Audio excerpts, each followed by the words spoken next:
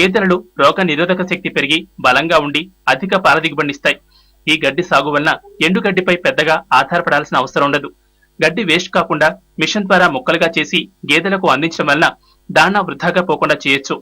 రోజుకు పచ్చిగడ్డితో పాటు గోధుమ పిట్టు, మినప్పొట్టు, కొబ్బరి పిట్టు, తవుడు మిశ్రమాలను విధిగా అందించడం వలన గేదెలు ఆరోగ్యంగా ఉండడంతో పాటు రోగ నిరోధక శక్తి పెరిగి అధిక పాల దిగుబడి పొందవచ్చు. డైరీ ఫామ్ లో ప్రతిరోజు ఉదయం సాయంత్రం 2 కేజీల దానాను గేదెలకు అందించడం వల్ల అధిక పాల దిగుబడితో పాటు పాల శాతం ఎక్కువగా వస్తుంది. అలాగే ఎప్పటికప్పుడు ఫామ్ ను నీటితో శుభ్రంగా కడగడం వల్ల ఈగలు, దోమలు వృద్ధి చెందకుండా ఉంటాయి. వారంలో ఒకసారి డాక్టర్ ద్వారా అన్ని పశువులకు ఆరోగ్య పరీక్షలు నిర్వహించడం వల్ల గేదెలకు సోకే గాలికుంటు, జ్వరం, పారుడు రోగాలు సోకకుండా ఉంటాయి. ముర్రా జాతి గేదెలకు ఇంజెక్షన్ ద్వారా సూడి కట్టించడం వల్ల మేలు జాతిని పొందవచ్చు. ఎండ తీవ్రతను బట్టి డైరీ ఫామ్ ను ఎప్పటికప్పుడు నీటితో కడుగుతూ గేదెలకు అవసరమైన నీటిని అందిస్తూ ఉండాలి. తగిన జాగ్రత్తలు తీసుకుంటే రోజుకు 50 గేదెల ద్వారా 360 లీటర్ల పాల దిగుబడి పొందవచ్చని, ప్రస్తుతం మార్కెట్లో లీటర్ పాలకు మంచి ధర పలకడం వల్ల కూలీ, దానా మిగిలిన ఖర్చులు పోను నెలకి 40 నుంచి 50 వేల రూపాయల వరకు ఆదాయం పొందుతున్నాడు. ఉద్యోగాలు రాలేదని బాధపడకుండా స్వయం ఉపాధితో డైరీ ఫామ్ వల్ల తను ఉపాధి పొందుతూ తోటివారికి కూడా ఉపాధి కల్పించవచ్చని శేషారెడ్డి తెలిపాడు. చదువుకుని పని పాట లేకుండా వీధుల్లో బలాదూరు తిరిగేవారంతా శేషారెడ్డి చూసి ఎంతైనా నేర్చుకోవాలని అంటూ ఉంటారు స్థానికులు. బీటెక్ చదివినా ఎలాంటి భేషజం లేకుండా ఇంటి వద్దే డైరీ నడుపుతూ తాను ఉపాధి పొందడమే కాకుండా అనేక మందికి ఉపాధి చూపిస్తూ ముందుకెళ్తున్న శేషారెడ్డి ఈనాటి యువకులకు ఆదర్శప్రాయుడనడంలో సందేహం లేదు.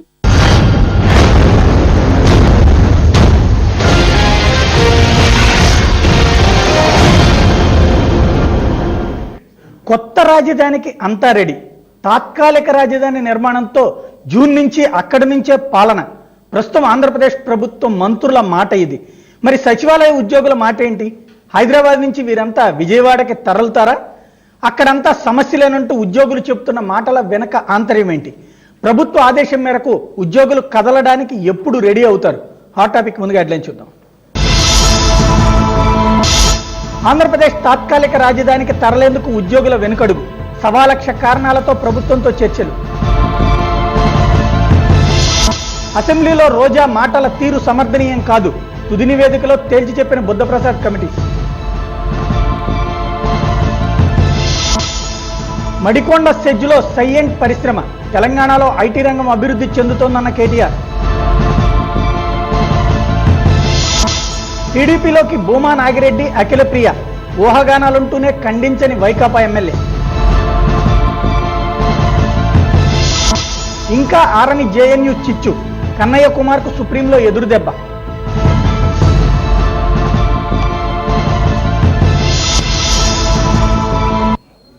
ప్రభుత్వ ఉద్యోగం అంటే ఏంటి? ప్రభుత్వ నిర్ణయాలకు ఎదురు చెప్పి తమకు నచ్చినట్లు ముందుకు వెళ్ళిపోవడమేనా? ఒకప్పుడు చెట్ల కింద కూర్చునైనా పనులు చేస్తామని చెప్పిన మాటలు ఇప్పుడు ఏమైపోయాయి? గొంతెమ్మ కోరికలతో ప్రభుత్వాన్ని ఇరుకున పెట్టేందుకు ఉద్యోగులు ఎందుకు ప్రయత్నాలు చేస్తున్నారు? విజయవాడలో వసతులు సరిగా లేవంటూ చెప్తున్న కల్లబొల్లి మాటల వెనకాల ఆంతర్యం ఏంటి?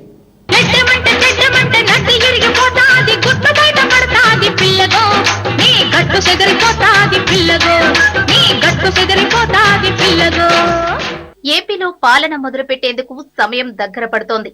తాత్కాలిక రాజధాని నిర్మాణం కూడా మొదలైపోయింది. జూన్ నాటికి అంతా పూర్తయిపోయి ఉద్యోగులంతా పనులు మొదలు పెట్టేశారు.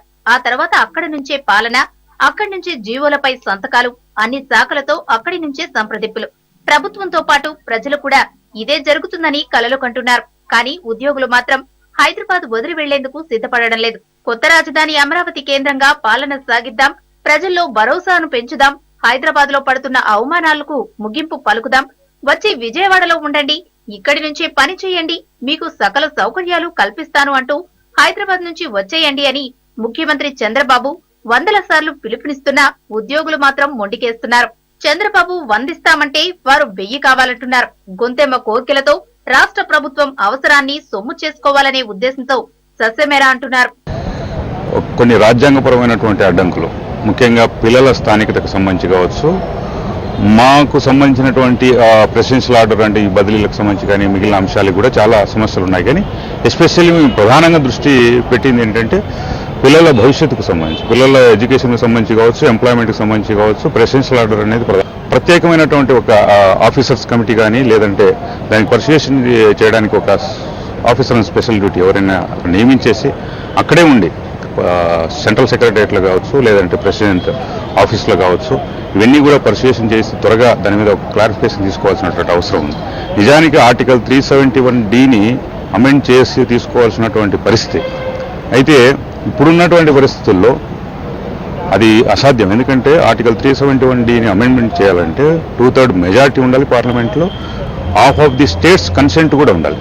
ఇవన్నీ కూడా సాధ్యమయ్యేది పరిస్థితి కాదు. సంబంధించినటువంటి అలవెన్స్లు కానీ, శాలరీస్ కానీ ఎక్కడ కోత ఉండదు. డెఫినెట్గా దీన్ని కంపెన్సేషన్ చేస్తూ స్పెషల్ అలవెన్స్ కానీ ఇంకోటి కానీ ఆ 30%లో ఎలాంటి ఏదైతే నష్టం వస్తుందో, ఏదైతే తగ్గుదల కానీ ఉంటుందో దాన్ని భర్తీ చేస్తూ ఏదైనా మేము చేస్తామని చెప్పేసి నారాయణ గారు చెప్పారు, యనమల రామకృష్ణ గారు చెప్పారు.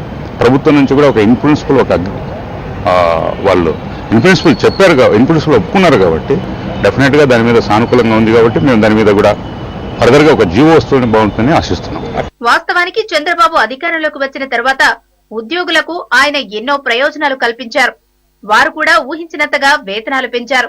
ఉమ్మడి రాజధాని హైదరాబాద్ నుంచి వచ్చే ఉద్యోగుల పిల్లలకు లోకల్ స్టేటస్ కల్పించేలా చర్యలు తీసుకుంటామని తెలిపారు. వారికి అన్ని వసతులు కల్పిస్తామని తెలిపారు. శాశ్వత నివాస వసతి మినహా ఉద్యోగుల డిమాండ్లన్నింటికీ చంద్రబాబు దాదాపు సరేనన్నారు. అంతేకాదు వారి ఇబ్బందులను దృష్టిలో ఉంచుకొని వారు కోరని కోర్కెలు కూడా కొన్ని తీరుస్తానన్నారు. అయితే నూతన రాజధానిలో ఉద్యోగులందరికీ తగిన వసతులు కల్పించడంలో ప్రభుత్వం స్పష్టత ఇవ్వడం లేదని ఆరోపిస్తూ ఉద్యోగులు అడ్డగోలు వాదన చేస్తున్నారు. చంద్రబాబు కల్పిస్తానన్న సౌకర్యాలు చూస్తే ఉద్యోగులకు ఇస్తున్న ఇంపార్టెన్స్ అర్థమవుతుంది. ఉద్యోగుల పిల్లల చదువుల దృష్ట్యా వారు ఇప్పటికిప్పుడు కుటుంబాలను తరలించలేరు. అందుకే వారు ఒక్కరే వచ్చి ఇక్కడ పని చేసుకుని వారాంతాల్లో వెళ్లి వచ్చేందుకు ఏర్పాట్లు చేశారు. అందుకు పలు హామీలు ఇచ్చారు చంద్రబాబు.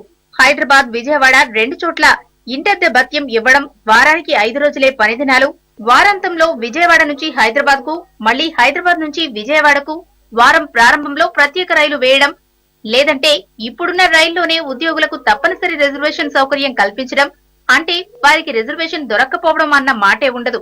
ప్రత్యేక కోటా కల్పిస్తారు. దీనికోసం రైల్వే మంత్రి సురేష్ ప్రభుతో కూడా చంద్రబాబు మాట్లాడారు. ఇలా ఎన్నో సౌకర్యాలు కల్పించడానికి సిద్ధమవుతున్నా ఉద్యోగులు మాత్రం శాశ్వత నివాసాల కోసం పరోక్షంగా మౌలిక వసతులు అంటూ సాకులు చెబుతున్నారు. అయితే మేము ఫస్ట్ నుంచి కూడా గవర్నమెంట్ ఎంప్లాయీస్ ఎవరైతే ఇక్కడ నుంచి కదలడానికి వెళ్ళారో వాళ్ళు కొన్ని అభ్యంతరాలు చెప్పడం జరిగింది. మేము అందరం కూడా సీఎస్ గారి దృష్టికి తీసుకెళ్ళాం. అదేవిధంగా కేబినెట్ సబ్ కమిటీ దృష్టికి కూడా తీసుకెళ్ళడం జరిగింది. ముఖ్యంగా ఏంటంటే 30% హెచ్ఆర్ఏ అనేది మేము అడగడం వచ్చింది. ఎందుకంటే హైదరాబాద్ అనేది మెట్రోపాలిటన్ సిటీ కాబట్టి ఇక్కడ పనిచేసే ఎంప్లాయీస్ అందరికీ కూడా సెంట్రల్ గవర్నమెంట్ అని కానీ స్టేట్ గవర్నమెంట్ కానీ సంబంధం లేకుండా అందరికీ కూడా 30% హెచ్ఆర్ఏ ఇవ్వడం జరుగుతుంది. కాబట్టి అదేవిధంగా ఈ రోజు అక్కడ వెలగపూడి ప్రాంతానికి వెళ్తే అక్కడ ఏదో 12.5 ఎంత ఉండే పరిస్థితి ఉంది హెచ్ఆర్ఏ. కాబట్టి ఇక్కడ నుంచి వెళ్తున్న ఎంప్లాయీస్ అందరికీ కూడా అది ఏదైతే component capital city risk allowance కింద కానీ ఏదో ఒక రకంగా పెట్టి అయితే 30% హెచ్ఆర్ఏ అని చెప్పేసి మేము అడిగాము. దానికి సీఎస్ గారు సానుకూలంగా స్పందించారు. అయితే ఇప్పటివరకు అఫీషియల్గా మాకు ఎటువంటి ఇంటిమేషన్ ఇవ్వలే దాని మీద. అదేవిధంగా ముఖ్యంగా ఏంటంటే పిల్లల స్థానికత విషయానికి వచ్చేసరికి ఇది గత 2 సంవత్సరాల నుంచి కూడా ఉద్యోగస్తుల భయాందోళన ఉంది. విజయవాడ ఈ రోజు పరిసర ప్రాంతాల్లో వచ్చేసరికి డబుల్ బెడ్రూమ్ ఇల్లు తీసుకుంటే 13,000 14,000 ఉంది. ఒక సగటు జీవి భరించలేని రెంట్ అది. కాబట్టి ఖచ్చితంగా గవర్నమెంట్ దీని మీద హౌస్ రెంట్ కంట్రోల్ యాక్ట్ చేస్తానని చెప్పి ఫస్ట్లో చెప్పడం జరిగింది. దాని మీద కూడా ఎటువంటి నిర్ణయం తీసుకోలేదు.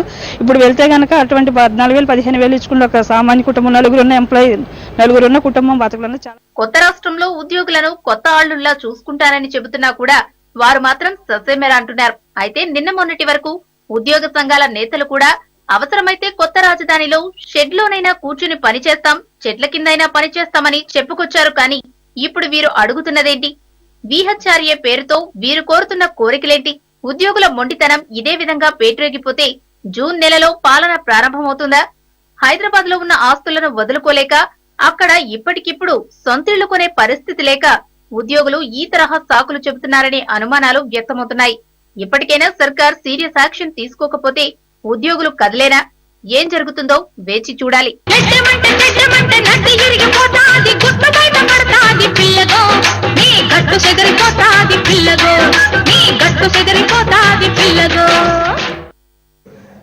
ఇది పరిస్థితి.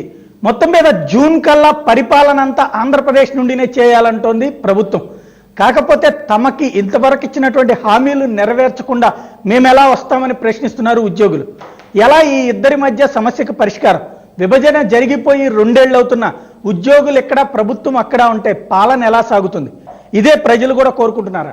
ఈ అంశానికి సంబంధించి చర్చలో పాల్గొంటూ ప్రస్తుతం అంతా ఉన్నారు కృష్ణయ్య, ఏపీ గెజిటెడ్ అధికారుల JAC chairman, Visweswara Reddy, AP gazetted అధికారుల JAC co chairman, Chalasani Srinivas, Andhra మేధావుల ఫోరం అధ్యక్షులు, శ్రీనివాస్, ఆంధ్రప్రదేశ్ లోక్సత్తా అధికార ప్రతినిధి. ముందుగా కృష్ణయ్య గారు, ఏంటి మీ ప్రాబ్లం? బైఫర్కేషన్ జరిగిన తర్వాత అది ఎవరికి ఇష్టం లేని అంశమైనప్పటికీ కూడా ఆ రోజు రాజ్యాంగానికి సంబంధించినటువంటి అన్ని అంశాలను కూడా బుల్డోజ్ చేస్తాం.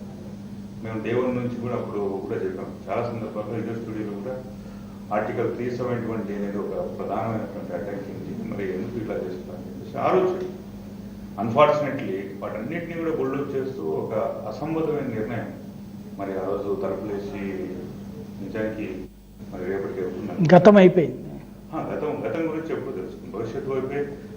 అయితే దాని ప్రధానమైనటువంటి ఏవైతే దుష్ఫలితాలు రెండు రాష్ట్రాలు కూడా అనుభవిస్తున్నాయి. ఎందుకంటే విద్యా ఉద్యోగ రంగాల్లో ఆ రోజు తీసుకున్నటువంటి ఒక అసంబద్ధమైన నిర్ణయం, ఆర్టికల్ 371 జిక్కాలో సవరణ తీసుకొచ్చి ప్రెసిడెన్షియల్ ఆర్డర్, ఎగ్జిక్యూటివ్ ఆర్డర్ ఇచ్చేసింటే ఈరోజు విద్యా ఉద్యోగ రంగాల్లో ఇప్పటికీ ఇంకా ఏపీఎస్ నోటిఫికేషన్ ఇవ్వాలి తెలుస్తుంది. ఎలాంటి, ఫర్ ఎగ్జాంపుల్ ప్రెసిడెన్షియల్ ఆర్డర్ను ఆ రోజు ఉంచడం వల్ల, అలాగే బైఫర్కేషన్ చేయడం వల్ల ఇప్పుడు మా పిల్లల స్థానికతకు సంబంధించి కావచ్చు, మిగిలిన చాలా అంశాలు, ఉద్యోగులకు సంబంధించినటువంటి చాలా విషయాల్లో కూడా పరిష్కృతమైనటువంటి సమస్యలు మనకు ఎదురుగా. రైట్, ఒక్క సెకండ్ ఆ అంశాల దగ్గరికి వద్దాం. మీరేమంటారు, ఉద్యోగులకు ఉన్నటువంటి ప్రధానమైన సమస్య ఏంటి? అంటే ఈ స్థానికత వీటికి సంబంధించి ప్రభుత్వం ఆటోమేటిక్గా చేస్తుంది, చట్టాలు అయ్యే ఆటోమేటిక్గా జరిగేది. రాష్ట్ర ప్రభుత్వం ఇవ్వనంట్ల కేంద్ర ప్రభుత్వం అభ్యంతరం చెప్పటం లేదు, అదంతా పేపర్ ప్రాసెస్. అక్కడ కూడా మీలాంటి ఉద్యోగులే సంతకాలు చేసి పెట్టాల్సిన ఫైలు అక్కడ లేటు తప్పించి ప్రభుత్వం వైపు నుంచి అయితే ప్రపోజల్ వెళ్ళిపోయింది. ఇంకా ఇప్పుడు చెప్తున్నటువంటి విజయవాడ వెళ్ళడానికి విద్య పరమైందో లేకపోతే వసతి పరమైందో అద్దెల పరమైందో ఇట్లాంటి పాయింట్స్ కరెక్టే అనుకుంటున్నారా? మొట్టమొదట రాష్ట్రం విడిపోయినప్పుడు ఆంధ్ర మొట్టమొదటి బాగా నష్టపోయింది ఉద్యోగ వర్గాలే రెండు రాష్ట్రాల్లో. ఇప్పుడు మనం విజయవాడ వెళ్ళమంటున్నాం, ఓకే మా అందరికీ సమ్మతమే విజయవాడ వెళ్తాం, కానీ మీరు స్థానికత విషయం ఒకటి తేలలేదు. హడావిడి గారు జూన్లో వెళ్ళిపోవాలన్నా మనం స్థానిక 9వ తరగతి చదువుతున్న పిల్లోడు రేపు విజయవాడ అయిన తర్వాత వరసనే ఇంకెన్నేళ్ళు 9వ తరగతి చెప్తాడు ఆయన. 610 ప్రకారం 4 సంవత్సరాలు స్థానికత ఉండాలా. రెండోది వసతి సౌకర్యాలు అద్దెలు విపరీతంగా ఉన్నాయి, హెచ్ఆర్ఏ సరిపోదు. హైదరాబాద్ కంటే ఎక్కువ ఉన్నాయా విజయవాడ అద్దెలు? చాలా ఎక్కువ ఉన్నాయి. ముఖ్యమంత్రి ఏ రేంజ్ లో ఉన్నాయి? ఇక్కడ హైదరాబాద్ లో అంటే మీరు ఏ రేంజ్ లో తీసుకుంటున్నారు, అద్దె అక్కడ ఎంత వస్తుంది? ఫర్ ఎగ్జాంపుల్ ఇక్కడ డబుల్ బెడ్రూమ్ ఇల్లు దిల్సుకుని అనుకుందాం, ఓన్లీ 9-10 మధ్య ఉంది దిల్సుఖ్ నగర్ లో. దిల్సుఖ్ నగర్ ఏరియాలో ఓకే, మీరు కూడా అక్కడ కనుక మంగళగిరి లేకపోతే తాడేపల్లిలో తీసుకుంటే కనుక అక్కడ 5,000-6,000కే వస్తాయి ఊరి చివరిన కాదు. తాడేపల్లి మినిమం 12,000 ఏది మీరు వెళ్దాం, మీరు అమరావతి దగ్గర ఉన్న తాడేపల్లి చూస్తున్నారా? మధ్యలో సీతానగరం ఉంది, కృష్ణ కెనాల్ జంక్షన్ పక్కన ఉన్నటువంటి లెఫ్ట్ సైడ్ అంతా చిన్నజీరి స్వామి ఆశ్రమం రూట్ ఉంది, అవన్నీ కూడా తక్కువకి వస్తాయి. సొంత ఇల్లు కట్టుకుని హైదరాబాద్ మన రాజధాని శాశ్వతంగా ఉంటుందని నమ్మి ఉద్యోగ అయిపోయింది. మీరు మీ నమ్మకంతోనే ఇక్కడ అసలు రాష్ట్రం విడిపోయింది. మీరు ఉద్యోగులుగా మీరందరూ తెలంగాణను దోచుకున్నారన్న పేరుతోనే రాష్ట్రం విడిపోయింది. ఇంకెవరి సమస్య లేదు. ఓన్లీ ఉద్యోగాల పేరుతో ఆంధ్రోళ్ళు వచ్చి మమ్మల్ని దోచుకున్నారని మిమ్మల్ని అడ్డం పెట్టి రాష్ట్రాన్ని విడదీశారు. ఇవాళ మళ్ళీ మీరే రాష్ట్రానికి సంబంధించి కొత్త రాష్ట్రానికి మొన్నటిదాకా చెట్ల కింద కూర్చుంటా ఉన్నారు. చెట్లు అయితే అక్కడే ఉన్నాయి, దాని పక్కన బిల్డింగులు కూడా కడుతున్నారు. కానీ మీరు బిల్డింగ్లోకి వెళ్ళడానికి ప్రాబ్లం చెప్తున్నారు, చెట్లకి వంక చెప్తున్నారు. మేము ప్రాబ్లం చెప్పట్లేదండి, ఖచ్చితంగా మన సొంత రాజధాని వెళ్తానే సిద్ధంగా ఉన్నాం. కానీ మీరు కనీస సౌకర్యాలు లేకుండా ఎలా పనిచేస్తారు? అంటే ఏంటి, మంచినీళ్లు లేవా, లేకపోతే నీళ్లు తిండి లేదా? కనీస సౌకర్యాలు అంటే దేశంలో 3 పదాలు చెప్తారు, తిండి, వసతి, బట్ట. మీకు బట్టలకి ప్రాబ్లం లేదు, తిండికి ప్రాబ్లం లేదు, కనీస సౌకర్యాలు అంటే ఇంకేం కావాలి? పని ఇక్కడ ఏమన్నా ప్రత్యేకంగా విధిగా ఉంటాయా? ఇక్కడికి అక్కడికి తేడా ఏంటి? ఇప్పుడు అంటే బిల్డింగ్ అంటే ప్రధానంగా రాజ్యాంగపరమైనటువంటి అవరోధం నేను చెప్పేది అదే. దాన్ని ఇట్ ఈజ్ అండర్ ప్రాసెస్ ఏ ఉంటుంది. చిన్న ఎగ్జాంపుల్ పంపించిన మాట వాస్తవం. రాష్ట్ర ప్రభుత్వం నుంచి స్పష్టమైనటువంటి నివేదిక వెళ్ళింది, హోమ్ అఫైర్స్ యూనియన్ ఆఫ్ ఇండియాలో అక్కడ పెండింగ్ ఉంది. దానికి సంబంధించి అక్కడ మరి ఎవరు పరిశీలి చేస్తున్నారు ఏంటి అనేది ఇంతవరకు విధమైనటువంటి స్పష్టమైనటువంటి ఒక ప్రకటన రాలేదు. ఉదాహరణకు రేపు అడ్మిషన్స్ కేంద్ర స్కూల్స్ కు సంబంధించి, సెంట్రల్ స్కూల్స్ సంబంధించి ఆల్రెడీ అడ్మిషన్స్ ఓవర్. రైట్. ఫిబ్రవరి క్లోజ్ అయిపోయింది. దానికేమి విజయవాడ అని అడగరు కదా, మీరు ఎక్కడుంటే అక్కడ పేరుతోనే ఇస్తారు. సెంట్రల్ దానికి ఆ ప్రాబ్లం ఏం లేదు, దానికి రిజర్వేషన్ ఏం లేదు. ప్రాంతీయ రిజర్వేషన్ కేంద్రాన్ని సంస్థల్లో లేదు. విశ్వవిద్యాలయం గుంటూరులో ఉంది. ఒక్క నిమిషం చెప్తాను. ఇప్పుడు ఒక యోగేశ్వర రెడ్డి గారు చెప్పినట్టు ఫస్ట్ 9th క్లాస్ చదివే ఒక అబ్బాయి సపోజ్ ఇక్కడ కంప్లీట్ చేసి అక్కడికి వెళ్ళిన తర్వాత 10th చేస్తాడు. 10th ఇంటర్మీడియట్ 2 years అంటే 3 years చదివిన తర్వాత ఎంసెట్కు అక్కడ నాన్ లోకల్ అవుతారు ఆంధ్రప్రదేశ్లో. సపోజ్ ఇక్కడ ఉన్నటువంటి పరిస్థితుల్లో మనం అక్కడికి వెళ్తే ఇక్కడ లోకల్ వెళ్ళిపోతుంది, అక్కడ నాన్ లోకల్ అవుతారు. అసలు ఎటు కాకుండా పోయే పరిస్థితి లోకల్ వెళ్ళిపోతుందండి డెఫినెట్ గా. 371D ప్రకారం ఎట్టి పరిస్థితుల్లోనూ 4 సంవత్సరాల కంటిన్యూస్ అర్హత పరీక్షకి ముందు, లేదంటే 7 సంవత్సరాల మ్యాక్సిమం. నేను చెప్పింది ఎంసెట్ మీరు ఉద్యోగాలతో సహా ఎంసెట్తో సహా విద్యావకాశాలకు వేరుగా ఉంది. చెప్పండి. ఉద్యోగ అవకాశాలకు వేరు చెప్పండి. ఫర్ ఎగ్జాంపుల్ ఎంసెట్ అనుకోండి, బ్యాక్ ఏదైతే intermediate 2 years plus 9th and 10th ఖచ్చితంగా ఒక స్పెల్లో ఒక చోట చదివి ఉండాలి. అలా కాకుండా 9th ఇక్కడ చదివేసి నేను ప్రెసిడెన్షియల్ మీద మీ పుస్తకం అనుకోండి, అది వేరే విషయం చెప్తున్నాను. అంటే ఇక్కడ ఒక కొన్ని రాజ్యాంగపరమైనటువంటి మౌలికమైనటువంటి అవరోధాలు ఉన్నాయి కాబట్టి దాని మీద మా డిమాండ్. ఎందుకంటే మాకు ఉన్నటువంటి ఉద్యోగులకు ఉన్నటువంటి ప్రధానమైనటువంటి సమస్య ఈరోజు మా ఉద్యోగులందరూ కూడా ఏమడుగుతున్నారంటే, సార్ మరి వెళ్దామని సీఎం గారు శంకుస్థాపన చేశారు, it's a very good sign for sanitize Andhra Pradesh, అన్ని ఓకే, ఎవ్రీథింగ్ ఇస్ ఓకే. ఈ ఒక్క అంశానికి సంబంధించి ముఖ్యంగా పిల్లల స్థానికత అనేది మా భవిష్యత్తుకు సంబంధించింది కాదు. మా పిల్లల భవిష్యత్తు ఫ్యూచర్ జనరేషన్ సందర్భంలో కూడా మనం మాట్లాడుతుంటాం కాబట్టి రేపొద్దున ఇదే కాదు. చిన్న ఎగ్జాంపుల్ చెప్తున్నా, హానెస్ట్ గా పనిచేసేటువంటి ఏ ఉద్యోగి ఒక్క పైసా కూడా ఉంచుకోవడం కరెక్ట్ కాదు. 30% అనడం అనేది అది డిమాండ్ ఎట్లా అవుతుందంటే, ఇప్పుడు ఇక్కడ పొందే ఒక SRA-ను 50 lakhs జనాభా ఉన్నటువంటి నగరంలో నివసించేటువంటి కోటి లేదు 50 lakhs సార్, 74 ఓటర్లే ఉన్నారని చెప్పి అధికారులు మనం ఓట్లేశారు. 50 lakhs జనాభా ఉన్నటువంటి నగరంలో నివసించే 74 లక్షల ఓట్లు ఉన్నాయి ఇప్పుడు. SRA 30% కూడా వచ్చింది. యాక్ట్ ప్రకారం ఇప్పుడు CRDA మొత్తం కూడా ఒక యూనిట్ గా తీసుకున్నప్పటికి కూడా 50 lakhs జనాభా రీచ్ కాదు. అంటే మీరు ఇప్పుడు అక్కడ 50 లక్షల జనాభా వచ్చేదాకా వెళ్ళకూడదు అనుకుంటున్నారు. చెప్పేది ఏంటంటే, మనకు రీఆర్గనైజేషన్ యాక్ట్ లో కూడా ఒక మాట ఉంది, ఏదైనా కానీ విభజన జరిగినప్పుడు అంతకుముందు పొందుతున్నటువంటి ఏదైనా బెనిఫిట్స్ ఉంటే దాన్ని లూజ్ అయ్యే ప్రశ్నే ఉండదని చెప్పేసి యాక్ట్ ప్రొటెక్షన్ కూడా ఇచ్చింది. రైట్. దానికి అనుగుణంగా ఒక స్పెషల్ అలవెన్స్ కానీ ఏదైనా ఇవ్వాలని చెప్పేసి మేము ప్రభుత్వాన్ని డిమాండ్ చేసాం. పలు సందర్భాల్లో కూడా కేబినెట్ సబ్ కమిటీ దృష్టికి తీసుకొచ్చాం. కేబినెట్ సబ్ కమిటీ కూడా ఇన్ ప్రిన్సిపల్ కూడా దీని మీద ఒక సానుకూల సంకేతాన్ని ఇవ్వడం జరిగింది. ఆ దిశగా మేము ప్రభుత్వం నుంచి ఒక జీవో అడుగుతున్నాం. అంటే అది వచ్చేదాకా వెళ్ళమంటారు, అవి రెండు తేలేదాకా అని చెప్పడం లేదు. ప్రభుత్వానికి మాకున్నటువంటి సమస్యలు నివేదించడం అనేది చాలా ఇప్పుడు మీ సమస్యల్ని గురించి ఎవరం తప్పుపట్టట్లా, యూ హ్యావ్ దట్ రైట్. మేము వెళ్ళము అని కూడా చెప్పలేదు. రైట్. ఇప్పుడైతే ఈ సమస్యలకు సంబంధించి ప్రభుత్వం చేయండి అని చెప్పేసి, అడ్రస్ చేయండి అని చెప్పేసి అడగడం వెళ్ళడం అయితే గ్యారంటీ వెళ్ళండి. ఎందుకంటే ప్రభుత్వంలో భాగమైనటువంటి ఉద్యోగులుగా ఉద్యోగ సంఘాలు కానీ ఇంకోటి కానీ ప్రభుత్వంలో వాటికి అనుగుణంగా నడుచుకోవాల్సినటువంటి బాధ్యత మా మీద కూడా. రైట్. మీరేమంటారు రాజు గారు? చాలా విచిత్రమైన వాదనలా ఉంది ఉద్యోగస్తులకి. ఒక్కసారి ప్రభుత్వ ఉద్యోగంలో జాయిన్ అయిన తర్వాత అతనికి తెలిసి ఉద్యోగిగా ప్రభుత్వం ఎక్కడ ట్రాన్స్ఫర్ చేస్తే అక్కడికి వెళ్ళవలసిన బాధ్యత ఉంది. అనకాపల్లిలో ఉన్న వాళ్ళు అమలాపురం వెళ్ళొచ్చు, ఢిల్లీ కూడా ఎక్కడికైనా వెళ్ళాలి. ట్రాన్స్ఫర్కి యాక్సెప్టబుల్, ముందు అక్కడ రెడీగా ఉండాలి ఎక్కడికైనా సరే. రైట్. కానీ అన్ని చోట్ల అదే జరుగుతుంది. కేవలం హైదరాబాద్లో ఉన్న ఉద్యోగులకి వీళ్ళకి మాత్రమే ఉన్న ఇబ్బందులు. అన్ని కోట్ల మంది ప్రజలు ఈ 20,000 మంది 25,000 మంది ఉద్యోగస్తుల గురించి ఇబ్బంది పడుతున్నారా అనే కనీసం, అంటే ప్రజల వైపు నుంచి, ప్రజల పాయింట్ ఆఫ్ వ్యూ నుంచి కనీసం ఆలోచించకుండా జీతం తీసుకునేది ఆంధ్ర ప్రభుత్వం దగ్గర, ట్యాక్స్ కట్టి తెలంగాణ గవర్నమెంట్లోని అటు ఇటు కాదు. ఇప్పుడు ఇక్కడికి రాష్ట్ర విభజన తర్వాత జరిగిన, యోగేశ్వర రెడ్డి గారు ఇందాక ఒక మాట కానీ నేను ఏకీభవించను. రాష్ట్ర విభజన జరిగిన తర్వాత అందరికీ అన్యాయం జరిగింది, కానీ న్యాయం జరిగింది ఏదైనా ఉంటే మాత్రం ప్రభుత్వ ఉద్యోగులకు మాత్రమే. ఆర్థికంగా కుదేలైపోయిన రాష్ట్రంలో కూడా 43% జీతం ఇచ్చింది ఒక ప్రభుత్వ ఉద్యోగులకి. ఎందుకంటే రాష్ట్రం ఆర్థికంగా ఎదగాలంటే వాళ్ళు తృప్తి పడాలి, వాళ్ళు సరిగ్గా ఉంటేనే ఆ రాష్ట్రం ముందుకు అంటే వెళ్తుంది. పక్క రాష్ట్రంలో కంటే తక్కువ ఇచ్చారనే కాన్సెప్ట్ ఉంటుంది కదా. అవును, అది తర్వాత సంగతి. 7,000 నుంచి 10,000 కోట్ల రూపాయలు ఇంచుమించు భారం ప్రజల మీద చేసి ప్రభుత్వం వీళ్ళకి అన్ని సదుపాయాలు కలిగేసింది.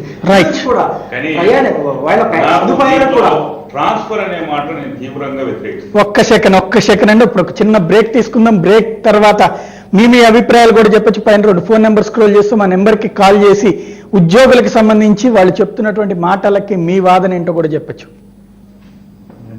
ఇక్కడ కనిపిస్తున్న ఇతని పేరు శేషారెడ్డి. ప్రకాశం జిల్లా టంగుటూరు మండలం తోమాడ గ్రామం. బీటెక్ మెకానికల్ ఇంజనీరింగ్ వరకు చదువుకున్నాడు. చదువుకున్న చదువుకు ఉద్యోగం రాలేదని బాధపడకుండా స్వయం కృషితో డైరీ ఫామ్ ను ప్రారంభించి తాను ఉపాధి పొందుతూ మరికొందరికి ఉపాధి కల్పిస్తున్నాడు. బ్యాంకుల సహకారం, స్వయం పెట్టుబడి మొత్తం 45 లక్షలతో 15 ఎకరాల భూమిలో 40 ముర్రా జాతి, 15 నాటు జాతి గేదెలు, 10 మంది కూలీలతో డైరీ ఫామ్ ను ప్రారంభించాడు. 15 ఎకరాల్లో 2 ఎకరాల్లో షెడ్లు, 12 ఎకరాల్లో గేదెలకు అవసరమైన గడ్డిని సాగు చేశాడు. 12 ఎకరాల్లో పారాగ్రాసును సాగు చేశాడు. ఈ రకాల గడ్డిని గేదెలకు అందించడం వలన గేదెలలో రోగ నిరోధక శక్తి పెరిగి బలంగా ఉండి అధిక పాల దిగుబడినిస్తాయి. ఈ గడ్డి సాగు వలన ఎండుగడ్డిపై పెద్దగా ఆధారపడాల్సిన అవసరం ఉండదు. గడ్డి వేస్ట్ కాకుండా మిషన్ ద్వారా ముక్కలుగా చేసి గేదెలకు అందించడం వలన దాణా వృధాగా పోకుండా చేయొచ్చు. రోజుకు పచ్చిగడ్డితో పాటు గోధుమ పిట్టు, మినప్పొట్టు, కొబ్బరి పిట్టు, తవుడు మిశ్రమాలను విధిగా అందించడం వలన గేదెలు ఆరోగ్యంగా ఉండడంతో పాటు రోగ నిరోధక శక్తి పెరిగి అధిక పాల దిగుబడి పొందవచ్చు. డైరీ ఫామ్ లో ప్రతిరోజు ఉదయం, సాయంత్రం 2 కేజీల దానాను గేదెలకు అందించడం వల్ల అధిక పాల దిగుబడితో పాటు పాల శాతం ఎక్కువగా వస్తుంది. అలాగే ఎప్పటికప్పుడు ఫామ్ ను నీటితో శుభ్రంగా కడగడం వల్ల ఈకలు, దోమలు వృద్ధి చెందకుండా ఉంటాయి. వారంలో ఒకసారి డాక్టర్ ద్వారా అన్ని పశువులకు ఆరోగ్య పరీక్షలు నిర్వహించడం వల్ల గేదెలకు సోకే గాలికుంటు, జ్వరం, పారుడు రోగాలు సోకకుండా ఉంటాయి. ముర్రా జాతి గేదెలకు ఇంజెక్షన్ ద్వారా సూడి కట్టించడం వల్ల మేలు జాతిని పొందవచ్చు. ఎండ తీవ్రతను బట్టి డైరీ ఫామ్ ను ఎప్పటికప్పుడు నీటితో కడుగుతూ గేదెలకు అవసరమైన నీటిని అందిస్తూ ఉండాలి.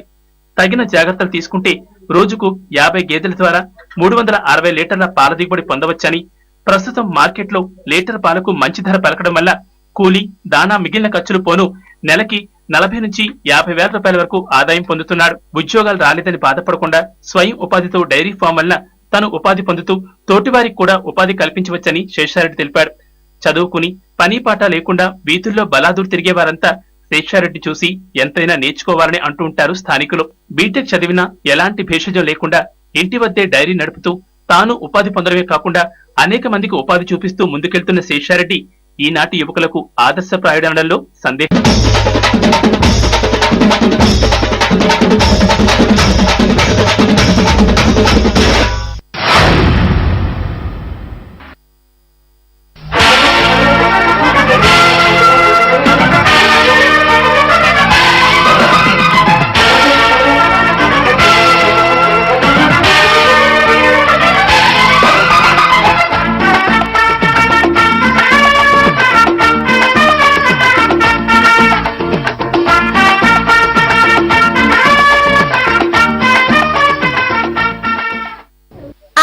కేంద్ర పనులు 80,000 డబుల్ బెడ్రూమ్లు ఇస్తారంట కదే.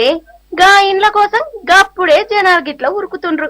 గింతకి గీ ఇల్లు బీజేపీ ఖాతాలో వేయాలనా లేక టీఆర్ఎస్ ఖాతాలో వేయాలనా?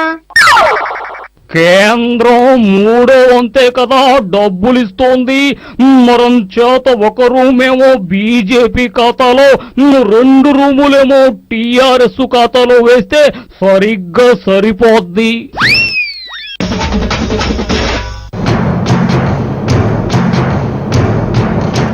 ఇప్పుడు ఎలక్షన్ పెడితే తెలుగుదేశం పోద్దంటే ఆయన వస్తున్నాడు. ఎక్కడికంటే వచ్చేది? వస్తే నీ ఎమ్మెల్యేలు రోజు అభద్రతా భావంతో మాతో ఎందుకు మా పార్టీలో చేరాలనే ఉత్సాహం ఎందుకు చూపెడుతున్నారు? చంద్రబాబు నాయుడు గారు చేసే అభివృద్ధిని చూసి ఎందుకు ఆకర్షితులవుతున్నారు? ఈ రోజు ఒకటే జగన్కు సవాల్ చేస్తున్నాం, దమ్ముంటే నీ ఎమ్మెల్యేలతో రాజీనామా చేయించు. నీ సంఖ్యను మళ్ళా నువ్వు తిరిగి నిలబెట్టుకోగలిగితే దేనికైనా రెడీ. నీకు ఆ శక్తి లేదు. ఈరోజు రాష్ట్ర ప్రజలు ఇప్పటికే సిగ్గుపడుతున్నారు.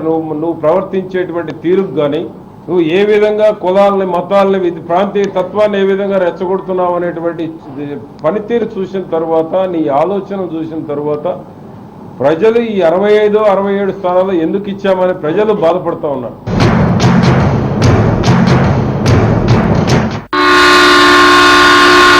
స్టోపులు లేవు, శుద్ధి కబుర్లు లేవు, మిక్సింగ్ లేవు, సొంత కవిత్వాలు అసలే లేవు. No non sense, no nuisance. 30 minutes non stop news. Super fast express. సోమవారం నుండి శనివారం వరకు రాత్రి 8:30 తిరిగి ఉదయం 6:30. టీడీపీ ఎమ్మెల్యేలు తమతో టచ్లో ఉన్నారంటూ వైకాపా అధినేత జగన్ అర్థంలేని మాటలు మాట్లాడుతున్నారని టీడీపీ ఎమ్మెల్సీ గాలిముద్దు కృష్ణమనాయుడు మండిపడ్డారు. దమ్ముంటే ఆయనతో టచ్లో ఉన్న ఎమ్మెల్యేల పేర్లు బయటికి చెప్పాలని ఆయన డిమాండ్ చేశారు. జగన్ అభద్రతా భావంలో ఉన్నాడని, అందువల్లే తన పేపర్లో రోజు మా ఎమ్మెల్యేలు ఎవరూ టీడీపీలోకి వెళ్లరంటూ వార్తలు రాస్తున్నారని ఎద్దేవా చేశారు. టీడీపీ పోలిట్ బ్యూరో సభ్యులు ఎమ్మెల్సీ సోమిరెడ్డి చంద్రమోహన్ రెడ్డి వైసీపీ అధినేత జగన్మోహన్ రెడ్డిపై మండిపడ్డారు. జగన్ కు దమ్ముంటే తమ పార్టీ ఎమ్మెల్యే చేత రాజీనామా చేయించి ఉప ఎన్నికలకు రావాలని సవాల్ విసిరారు. 2019 లోపు జగన్ జైలుకు వెళ్లటం ఖాయమన్నారు. చిత్తూరు జిల్లాలో అగ్ని ప్రమాదం చోటు చేసుకుంది. చిత్తూరు పీలేరు జాతీయ రహదారిపై ఈ అగ్ని ప్రమాదం చోటు చేసుకుంది. కంటైనర్లో మంటలు చెలరేగాయి. దీంతో డ్రైవర్ అప్రమత్తంగా వ్యవహరించి వాహనాన్ని నిలిపివేశాడు. ఆ తర్వాత కిందకు దూకడంతో పెను ప్రమాదం తప్పింది. సమాచార హక్కు కమిషనర్ ఏదైనా జిల్లాలో పర్యటిస్తున్నారంటే అధికారులు ఉరుకుల మీద పరుగులు పెడుతుంటారు. ఉరుమురిమి ఎవరి నెత్తి మీద పడుతుందని భయపడుతుంటారు. తూర్పుగోదావరి జిల్లాకు వచ్చిన సమాచార హక్కు కమిషనర్ విజయ నిర్మల కలెక్టరేట్ లో రివ్యూ నిర్వహించారు. తన పరిధిలో ఉన్న శాఖలకు సంబంధించి సమీక్షించారు. జిల్లాలో అస్తవ్యస్తంగా ఉన్న వైద్య ఆరోగ్య శాఖ పనితీరుపై ఆమె మండిపడ్డారు. వారి విధానాల వల్ల ఆ శాఖకు సంబంధించిన వారిపై 2 లక్షల రూపాయల అపరాధ రుసుం కూడా విధించారు. కాపులను అన్ని విధాలుగా ఆదుకోవడం కోసమే కాపు కార్పొరేషన్ ను ముఖ్యమంత్రి చంద్రబాబు నాయుడు ఏర్పాటు చేశారని కాపు కార్పొరేషన్ చైర్మన్ చలమశెట్టి రామాంజనేయులు ఏలూరులో చెప్పారు. కాపుల అభివృద్ధి కోసం చంద్రబాబు శ్రమిస్తున్నారని, అందులో భాగంగా కాపు కార్పొరేషన్ ద్వారా కాపుల రుణమేళాలను ఈ నెల 25వ తేదీన పశ్చిమ గోదావరి జిల్లాలో ముఖ్యమంత్రి చంద్రబాబు నాయుడు ప్రారంభించనున్నారని తెలిపారు. కడప నగరంలోని పాత మున్సిపల్ కార్యాలయ స్థలాన్ని ఎట్టి పరిస్థితుల్లోనూ టీడీపీ జిల్లా కార్యాలయ నిర్మాణానికి దక్కనివ్వమని కడప నగరపాలక సంస్థ తీర్మానించింది. ఈ విషయమై కడప నగరపాలక సంస్థ అత్యవసర సమావేశాన్ని నిర్వహించింది. నగర అభివృద్ధికి ఉపయోగపడాల్సిన స్థలాన్ని ఎట్టి పరిస్థితుల్లోనూ టీడీపీ కార్యాలయ నిర్మాణానికి ఇవ్వడానికి వ్యతిరేకిస్తూ పాలకవర్గం తీర్మానించింది. శ్రీకాకుళం జిల్లా రేగిడి ఆముదాల వలస మండలాల్లో జరిగిన అగ్ని ప్రమాదంలో 30 ఎకరాల మేర చెరుకు పంట అగ్నికి ఆహుతైంది. రేగిడి ఆముదాల వలస మండలం కందిసి గ్రామంలోని జోడిబంద్ర కూడలికి సమీపంలో సుమారు 20 ఎకరాలకు పైగా చెరుకు పంటను స్థానికులు సాగు చేస్తున్నారు. అయితే జోడిబంద్ర కూడలి సమీపంలో ఉన్న స్థానికులు చెత్తకు నిప్పు పెట్టారు. ఆ నిప్పులు సమీపంలో ఉన్న చెరుకు పంటకు అడ్డుకోవటం, దాంతో అక్కడ ఉన్న సుమారు 30 ఎకరాలు చెరుకు పంట అగ్నికి ఆహుతవటం నిమిషాల్లో జరిగిపోయాయి. ఆయన తెరపై కనిపించారంటే చాలు, విషయం ఏదైనా కారణం ఎవరైనా ముందు పల్లవిలో మాత్రం చంద్రబాబు పేరే వినిపిస్తుంది. చంద్రబాబును విమర్శించకుండా ఆయన ఏ విషయాన్ని మొదలుపెట్టరు. ఓదార్పు యాత్ర అయినా, పరామర్శ యాత్ర అయినా, రాజకీయ యాత్ర అయినా పేర్లు మారతాయే తప్ప కాన్సెప్ట్ లో ఎలాంటి మార్పు ఉండదు. వైఎస్ఆర్ మరణం తర్వాత రోసయ్య, కిరణ్ కుమార్ రెడ్డిలు సీఎంలుగా పనిచేశారు. అప్పట్లోనే సీఎం పీఠం మీద కన్నేసిన జగన్ తనదైన శైలిలో విమర్శలు మొదలుపెట్టారు. కాలం కలిసిరాక ఆయన సీఎం కాలేకపోయారు. దీంతో తన దయాదాక్షిణ్యాలతోనే కిరణ్ కుమార్ రెడ్డి సీఎం అయ్యారంటూ అప్పట్లో విమర్శలు కురిపించారు. అంతకుముందు రోసయ్య విషయంలో కూడా తాను తలుచుకుంటే గంటలో ప్రభుత్వాన్ని కూల్చేస్తామని ప్రగల్భాలు పలికారు. ఇప్పుడు చంద్రబాబుపై కూడా అవే కామెంట్స్ మొదలుపెట్టారు. ఆ మధ్య మరో 3 ఏళ్లలో చంద్రబాబు సర్కార్ కూలిపోతుందంటూ వైజాగ్ లో కామెంట్లు చేసిన సంగతి తెలిసిందే. ఇప్పుడు ఏకంగా తాను తలుచుకుంటే గంటలో కూల్చేస్తానంటున్నారు. ఇవన్నీ ప్రాక్టికల్ గా వర్కౌట్ కావని తెలిసినా జగన్ ఎందుకు ఇలాంటి వ్యాఖ్యలు చేస్తున్నట్లు? ప్రభుత్వాన్ని పడగొట్టేంత బలం జగన్ వెనుక ఉందా? అంతమంది ఎమ్మెల్యేలు ఆయనకు సహకరిస్తారా? ఈయన మాటలు వింటుంటే అందరిలో ఇవే అనుమానాలు కలుగుతున్నాయి. 2014 ఎన్నికల్లో గెలుపు తమదే అని ఎంతో ధీమా వ్యక్తం చేసిన ప్రజా తీర్పు ఆయన నిర్ణయానికి వ్యతిరేకంగా వచ్చింది. Welcome back. ఇది పరిస్థితి. మొత్తం మీద అయితే తెలంగాణకి సంబంధించినటువంటి విభజన తర్వాత ఆంధ్రప్రదేశ్ లో జరుగుతున్నటువంటి తాజా పరిణామాలైతే స్థానిక ప్రజలు ఏమనుకుంటున్నారు, అదే సమయంలో ఒకవైపున ఉద్యోగులు చెప్తున్నటువంటి అభ్యంతరాల్లో కీలకమైనటువంటిదైతే స్థానికతకు సంబంధించినటువంటి సమస్య తలెత్తుతుందని, మరొకటి అక్కడ అద్దెలతో పాటుగా ఇతర సమస్యలు చాలా పెద్ద ఎత్తున ఉన్నాయని, కనీస సదుపాయాలు లేకుండా కదలడానికి కొంత ఇబ్బంది అని తప్పనిసరి పరిస్థితుల్లో అయితే వెళ్తామంటున్నారు. ఇక్కడ శ్రీనివాస్ గారి ప్రధానంగా ఉద్యోగులు మనస్ఫూర్తిగా పనిచేయకపోతే ప్రభుత్వం చేయగలిగేది ఏం లేదు. ఇప్పుడు వాళ్ళని ఇక్కడ ఇబ్బంది పెట్టి అక్కడికి తీసుకెళ్తే ఏం చేస్తారు?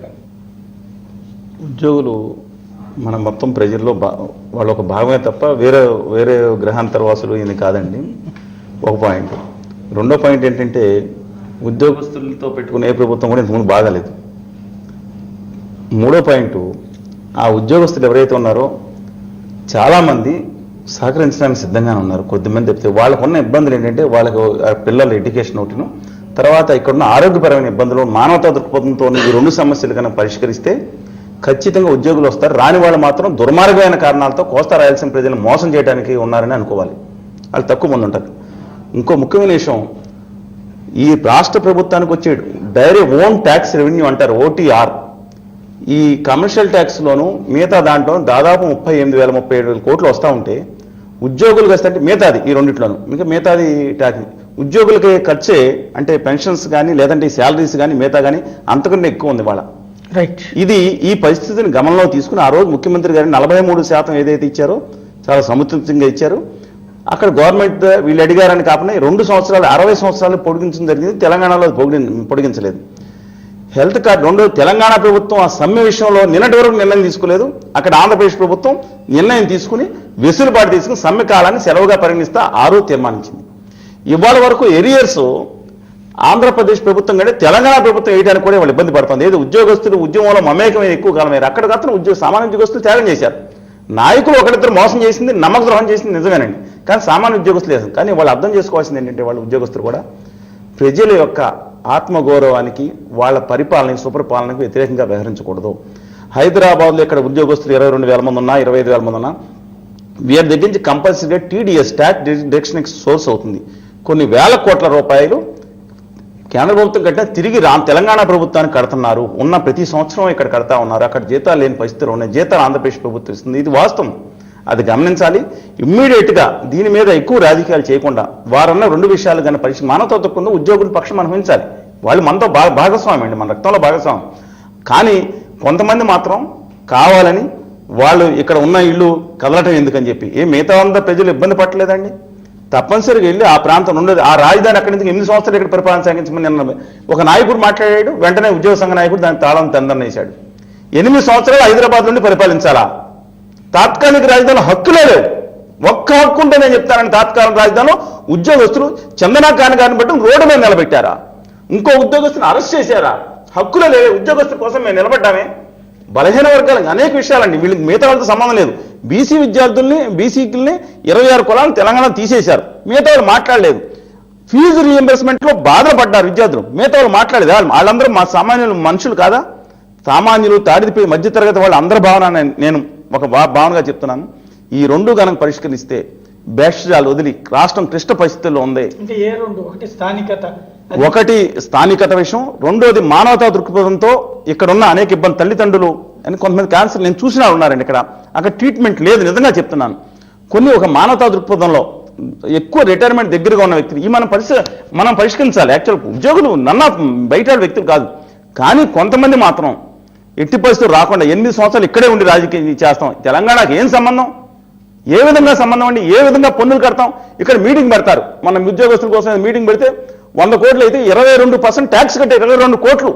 అక్కడ ఏమవుతుందని ప్రజల వల్ల ఎంతమందికి పెన్షన్లు ఇవ్వచ్చు? ఎంతమంది? ఇంక హెల్త్ కార్డుల గురించి మాట్లాడితే ఒక ఉద్యోగ సంఘ నాయకుడు మా సమాధానం చెప్పాలి. మాకు హెల్త్ కార్డు లేకపోతే రాష్ట్రం మొత్తం ఆరోగ్యశ్రీ ఆపేసేయాలని చచ్చిపోవాలి జనాలు. ఇదే ఉద్యోగస్తులు మాట్లాడేది? నేను అందరూ ఉద్యోగస్తు నాయకుడు మాట్లాడితే ఇంత ఘోరంగా అమానుషంగా మనుషులు కాదా? రాష్ట్రంలో ప్రజలు శ్రీకాకుళం నుంచి అనంతపురం జిల్లా ప్రజలు మనుషులు కాదండి.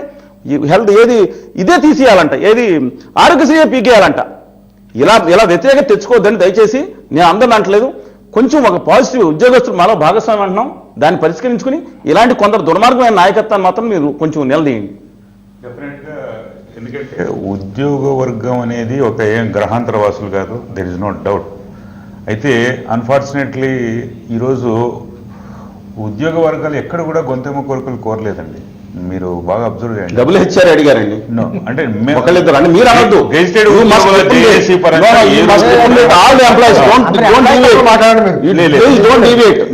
మీరు ఉద్యోగ సంఘాల ప్రతినిధిగా మాట్లాడండి. ఈ రోజు కూడా అంటే డబల్ హైదరాబాద్ లో మీకు అద్దె ఇవ్వాలి, విజయవాడలో కూడా అద్దె ఇవ్వాలా?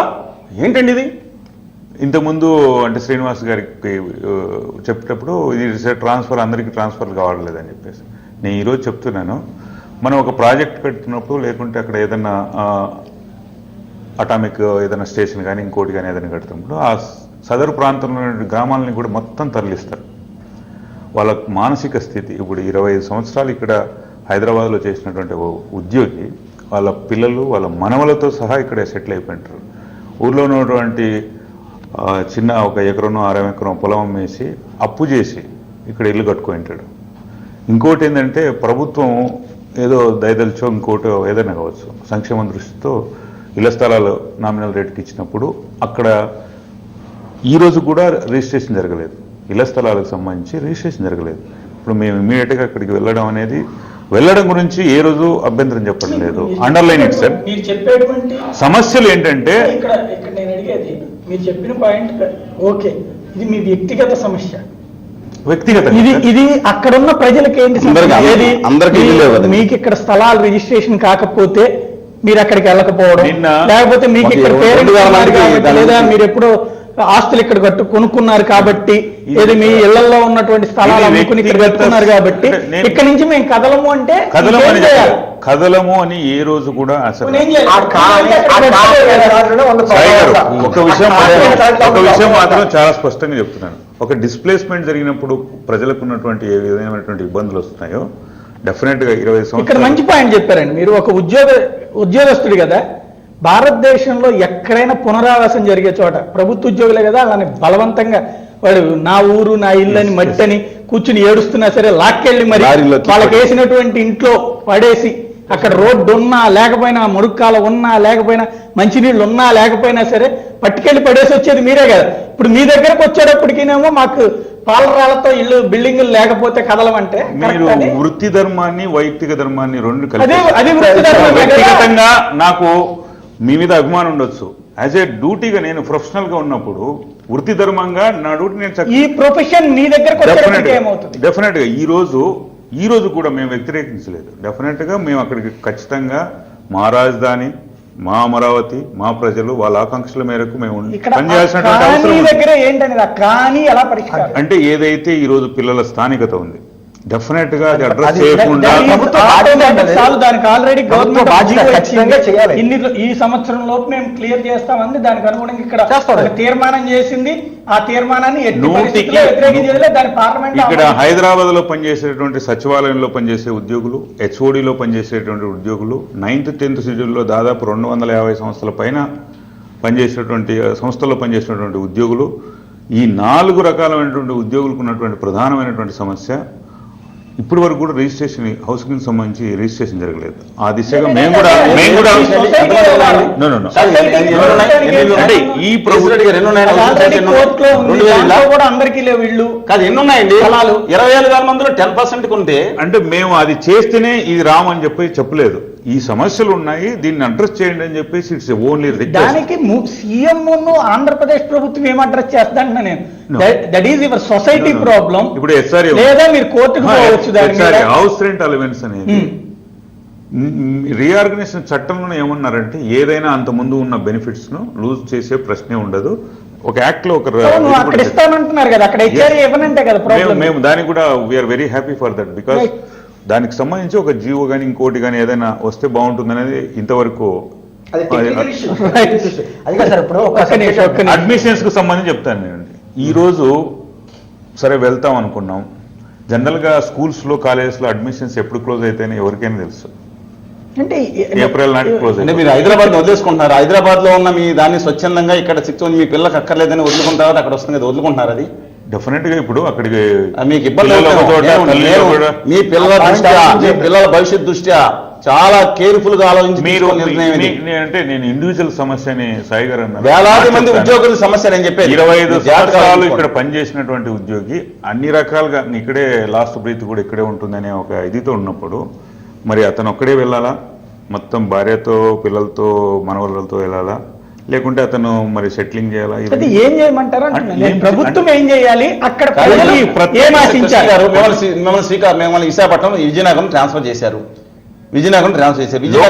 ఇప్పుడు సపోజ్ మన వాళ్ళకు ఉన్నారు, పిల్లలు ఉన్నారు, లోకల్ స్టాటస్ ఇస్తే చాలా మందికి ప్రధానమైన 50% ఉద్యోగులకు ఉన్నటువంటి ప్రధానమైనటువంటి భయం పిల్లల భవిష్యత్తుకు సంబంధించి లోకల్ స్టాటస్ ఇస్తే 50% సమస్యలు సాల్వ్ అవుతాయి.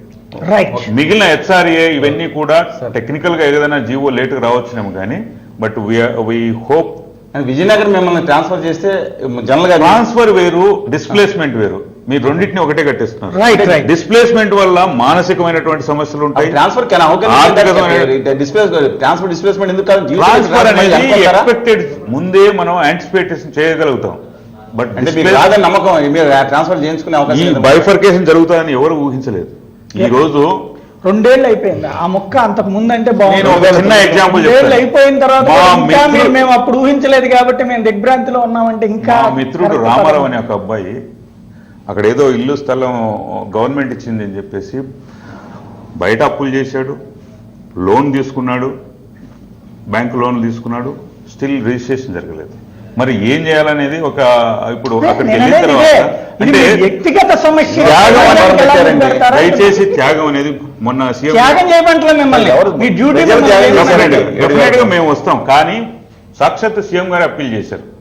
ప్రజలకు ఏమైనా అప్పీల్ చేశారంటే దయచేసి మీరు రెంట్లు అలాంటివి కొంచెం తగ్గించుకోండి. అభివృద్ధి చెందాలంటే ప్రజలు అక్కడికి రావాలి. నాట్ ఓన్లీ 15,000 ఎంప్లాయీస్ ఫ్యామిలీసే కాదు, రేపు 9th 10th షెడ్యూల్ ఉన్నటువంటి సంస్థలు ఉన్నటువంటి ఉద్యోగులు వీళ్ళందరూ కలిసే 25,000 ఫ్యామిలీస్ ఇంటూ 4 ఒక ఫ్యామిలీ 4 యూనిట్స్ అనుకుంటే 1 lakh people maybe shifted to their. అక్కడ ఉన్నటువంటి అవసరాలు కానీ స్కూల్స్ కానీ ఇవన్నీ కూడా ఇప్పుడు ఉన్నటువంటి పరిస్థితుల్లో బేర్ నేనే ఎవరో కాదు, ఫస్ట్ నేనే నాయకుడు గంట పని చేస్తాను, ఆదివారాలు పని చేస్తాను. 43% ఇవ్వండి నా ప్రజల కోసం ఏమన్నా హ్యాట్స్ ఆఫ్ టు ఆ రోజు మీద ఉద్యోగస్తులకి మా గుండె ఆ స్టేట్మెంట్ ఇచ్చింది కూడా నేనే. ఆ దానికి కట్టుబడి ఉంటాం. అదే స్పిరిట్ ను మేము ముందు కూడా గంట కూడా ఎక్స్ట్రా పని చేస్తాం. మేము మీరు అనుకున్నట్టు ప్రచారమే తప్ప 100కి 90% ఉద్యోగస్తులు రాజధాని కట్టడానికి సిద్ధంగా ఉన్నాం. అయితే శ్రీనివాస్ గారు చెప్పినట్టు మీరు 2 HRAలు అడుగుతున్నారు, ఆరోగ్యశ్రీ ఇది ఇవ్వకపోతే మాకు వద్దన్నారు అనేది ఎవరో ఒకరిద్దరు మాట్లాడిన స్టేట్మెంట్ ఇచ్చారండి. అది చాలా తప్పు. దాన్ని మేము తీవ్రంగా వ్యతిరేకిస్తున్నాం. ప్రజల కోసం ఉంది ప్రభుత్వం. ప్రభుత్వం అంటే వీఆర్ ఎంప్లాయీస్. రైట్. ప్రభుత్వం అంటే మేమే, ఎవరో కాదు, బెంచీలు కుర్చీలు కాదు. ప్రజలకు పేద బలహీన బడుగు వర్గాలకు సేవ చేసేది ప్రభుత్వం. ఆ ప్రభుత్వంతో ఇప్పుడు ప్రతినిధులు మేమే ప్రజలకు మేలు చేయాల్సింది. అంటే ఇప్పుడు రేపు ఫర్ ఎగ్జాంపుల్ మేము స్థానికత ఎందుకు అడుగుతున్నాం అంటే అసలు 6.4లో ఎందుకు వచ్చిందండి? ఆంధ్ర తెలంగాణ అన్యాయం జరిగిందనే కదా 6.4 ఆలోచన ఇందిరా గాంధీ పెట్టింది. ఇప్పుడు మన రాష్ట్రం సెపరేట్ అయింది. మన 13 జిల్లాలకి 6.4లో అవసరమా? మీరు అన్నట్టు విజయనగరం నుంచి చిత్తూరు వరకు ఎక్కడే ట్రాన్స్ఫర్ కాదండి. మన రాయలసీమ ఉద్యోగుల సంఘం తరఫున అనేక మంది అవసరమే అని చెప్పి గట్టిగా మాట్లాడారు. మీరు తీసేస్తే అన్యాయం అయిపోతారని మాట్లాడారు. ఏం కాదు, మీరు అడిగారు. విజయనగరం వరకు 13 జిల్లాలు ఒకటే రాష్ట్రం. నేను ఇప్పుడు వద్దన్నారండి. విజయనగరం నుంచి ప్రాంతీయ విభేదాలు రెచ్చగొడతాను స్వార్థం కోసం అంటారు. ఏది అక్కడ ప్రతిపక్ష నాయకులు రేపు ఉద్యమం అన్నారు. అసలు మీరు తీస్తే ఒప్పుకొని అన్నారు అంటారు. మేము సామాన్య ప్రజలు ఏమర్థం చేసుకోవాలి? అది సామాన్య ప్రజలు కాదండి, మెయిన్ ఉద్యోగస్తులు ఏమంటున్నారు, రాజకీయ నాయకులు ఇప్పుడు ఈ 6 పాయింట్ ఫార్ములా విభజన తర్వాత కాలం చెల్లిపోయింది కాబట్టి 13 జిల్లాలని ఒకటే క్రైటీరియా కింద తీసుకురమ్మంటారు. మీ ఉద్యోగులందరూ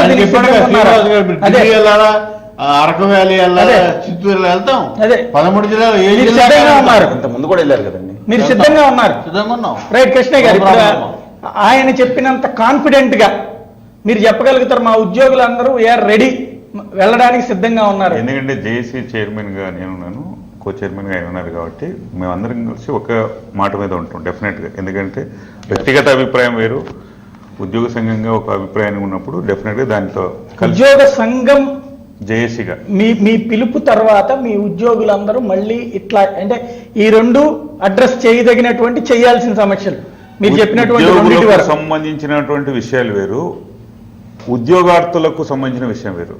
రెండింటిని ఒక విధంగా కలపకండి. ఎందుకంటే నిరుద్యోగులకు సంబంధించి మరి జోనల్ సిస్టమ్ ఉండాలనా లేదనేది it's depends on their demands and requisition. ఎందుకంటే ఇక్కడ ఉద్యోగులకు సంబంధించి వేరు. ఉద్యోగులు అనేవి ఆల్రెడీ వీ గాట్ జాబ్స్, మేము చేస్తున్నాం, ట్రాన్స్ఫర్స్ ఎక్కడైనా వెళ్ళొచ్చు, అది వేరే విషయం.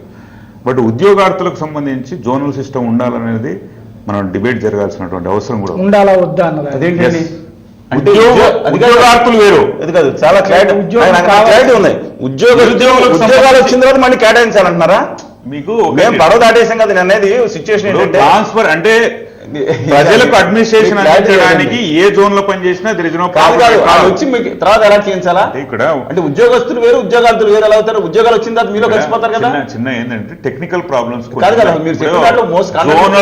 జోనల్ సీనియారిటీ వేరు, డిస్ట్రిక్ట్ యాజ్ ఏ యూనిట్ గా ఉన్న సీనియారిటీ వేరు. ఇప్పుడు ఉన్నటువంటి నడుస్తున్నటువంటి సిస్టమ్ లో డిస్ట్రిక్ట్ యాజ్ ఏ యూనిట్ గా ఉన్నటువంటి వారు చెప్పింది తీసేయడం సాధ్యం వాళ్ళ? ఇప్పుడు వారు చెప్పింది తీసేయడం, రెడీగా చెప్పింది తీసేయడం సాధ్యమా? ఫ్యూచర్ లో డిబేట్ జరగాలి. మీరు ఒక్క మాట్లాడుతున్నాను సార్. ఇప్పుడు దీన్ని అంటే ఎస్ ఆర్ నో క్వశ్చన్ కాదు, ఇది ఏంటంటే ఇట్ రిక్వైర్స్ డిబేట్. మన ప్రజలకు ఇక్కడ కూర్చోబెట్టారు డిబేట్, ఎందుకంటే సిద్ధాంతం క్లారిటీ పాయింట్ ఏంటంటే ఇప్పుడు జిల్లా సీనియారిటీ ఉంది, ఏ జిల్లా 3 జిల్లాల కలిపి ఒక జోనల్ సీనియారిటీ ఉంది,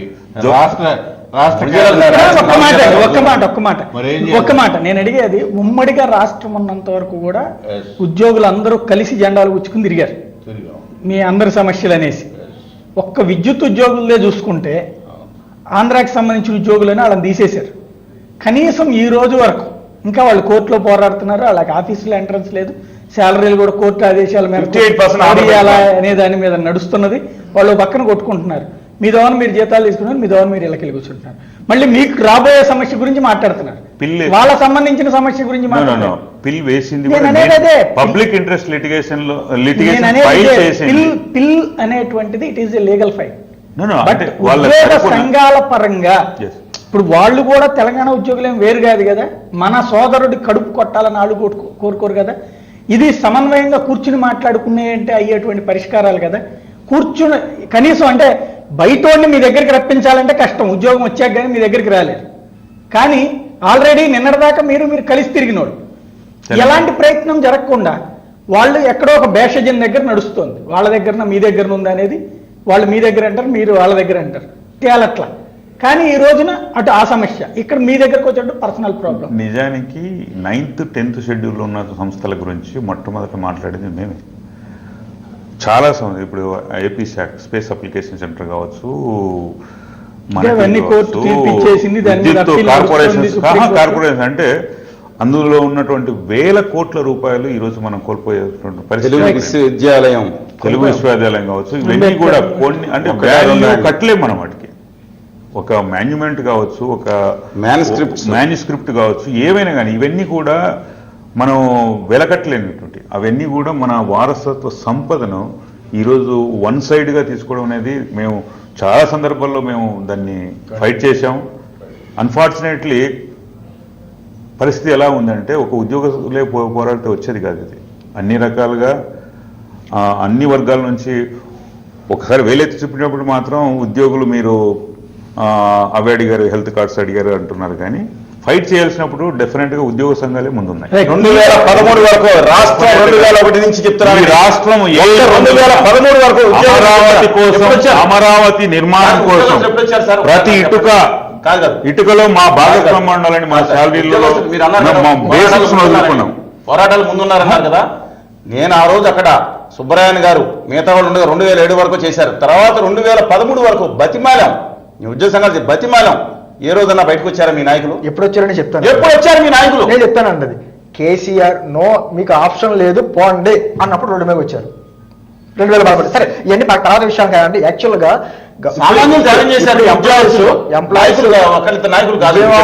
అన్ఫార్చునేట్లీ ఉద్యోగులు వేరు సామాన్యులు వేరు అనేది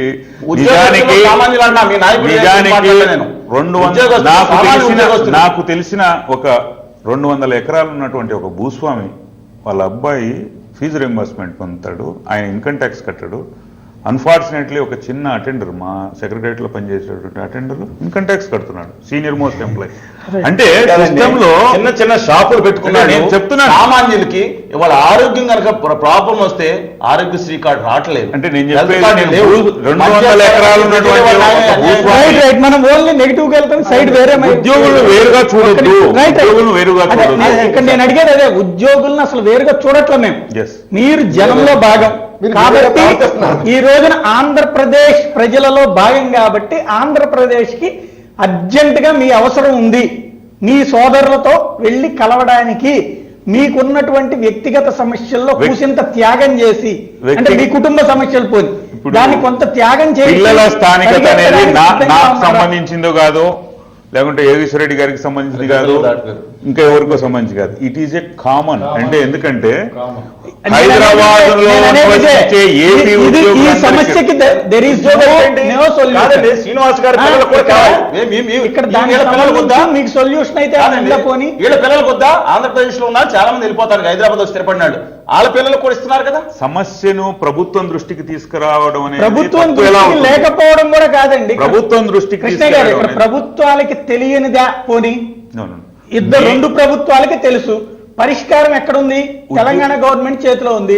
అది మీకు ఈ రోజున మీరే వాళ్ళని దోచుకున్నారంటే ఇంకా మీ పిల్లలకు ఉద్యోగాలు ఇస్తారని ఎట్ట అనుకుంటారు? ఉద్యోగుల యొక్క సమస్యలను నేననేది ఇక్కడ సమస్యలు జనరలైజ్. ఇక్కడ మీకు సూటిగా చెప్పేటువంటి సమస్య మీ పిల్లలకి ఇప్పుడు స్థానికత అక్కడ ఇవ్వకపోతే కనుక ఇక్కడ ఎంప్లాయ్మెంట్ ఆపర్చునిటీస్ రేపు ఫర్దర్ స్టడీస్ కి ఇబ్బంది పడతారనేది. దీనికి సంబంధించినంత వరకు మీకు ఉన్నటువంటి కాన్స్టిట్యూషనల్ ఫైట్ నడుస్తుంది. దాని పేరుతో మీరు ఆగిపోవడం ద్వారా, దాని పేరుతో ఆగిపోవడం లేదు. మనం దాన్ని అడ్రస్ చేద్దాం. దాని మీద ఒక స్టేట్ గవర్నమెంట్ చేయాల్సిన పని చేసేసింది. అక్కడ ఒక స్పెషల్ ఆఫీసర్ని, ఒక ఓఎస్డీని కానీ లేకుంటే ఒక కమిటీని కానీ వేసి అక్కడ సెంట్రల్ పార్లమెంట్ లో కూర్చొని అక్కడ లేకుంటే హోమ్ అఫైర్స్ లో పర్స్యూషన్ చేయడానికి క్విక్ గా దాన్ని ఇది చేసుకోవడానికి మేము రేపు డిమాండ్ చేయబోతున్నాం, దాన్ని రిప్రజెంట్ చేయబోతున్నాం. లోకల్ పిల్లల స్థానికత అనేది మాకు చాలా ప్రధానమైనటువంటి సమస్య కాబట్టి ప్రశ్న అంటలేదు.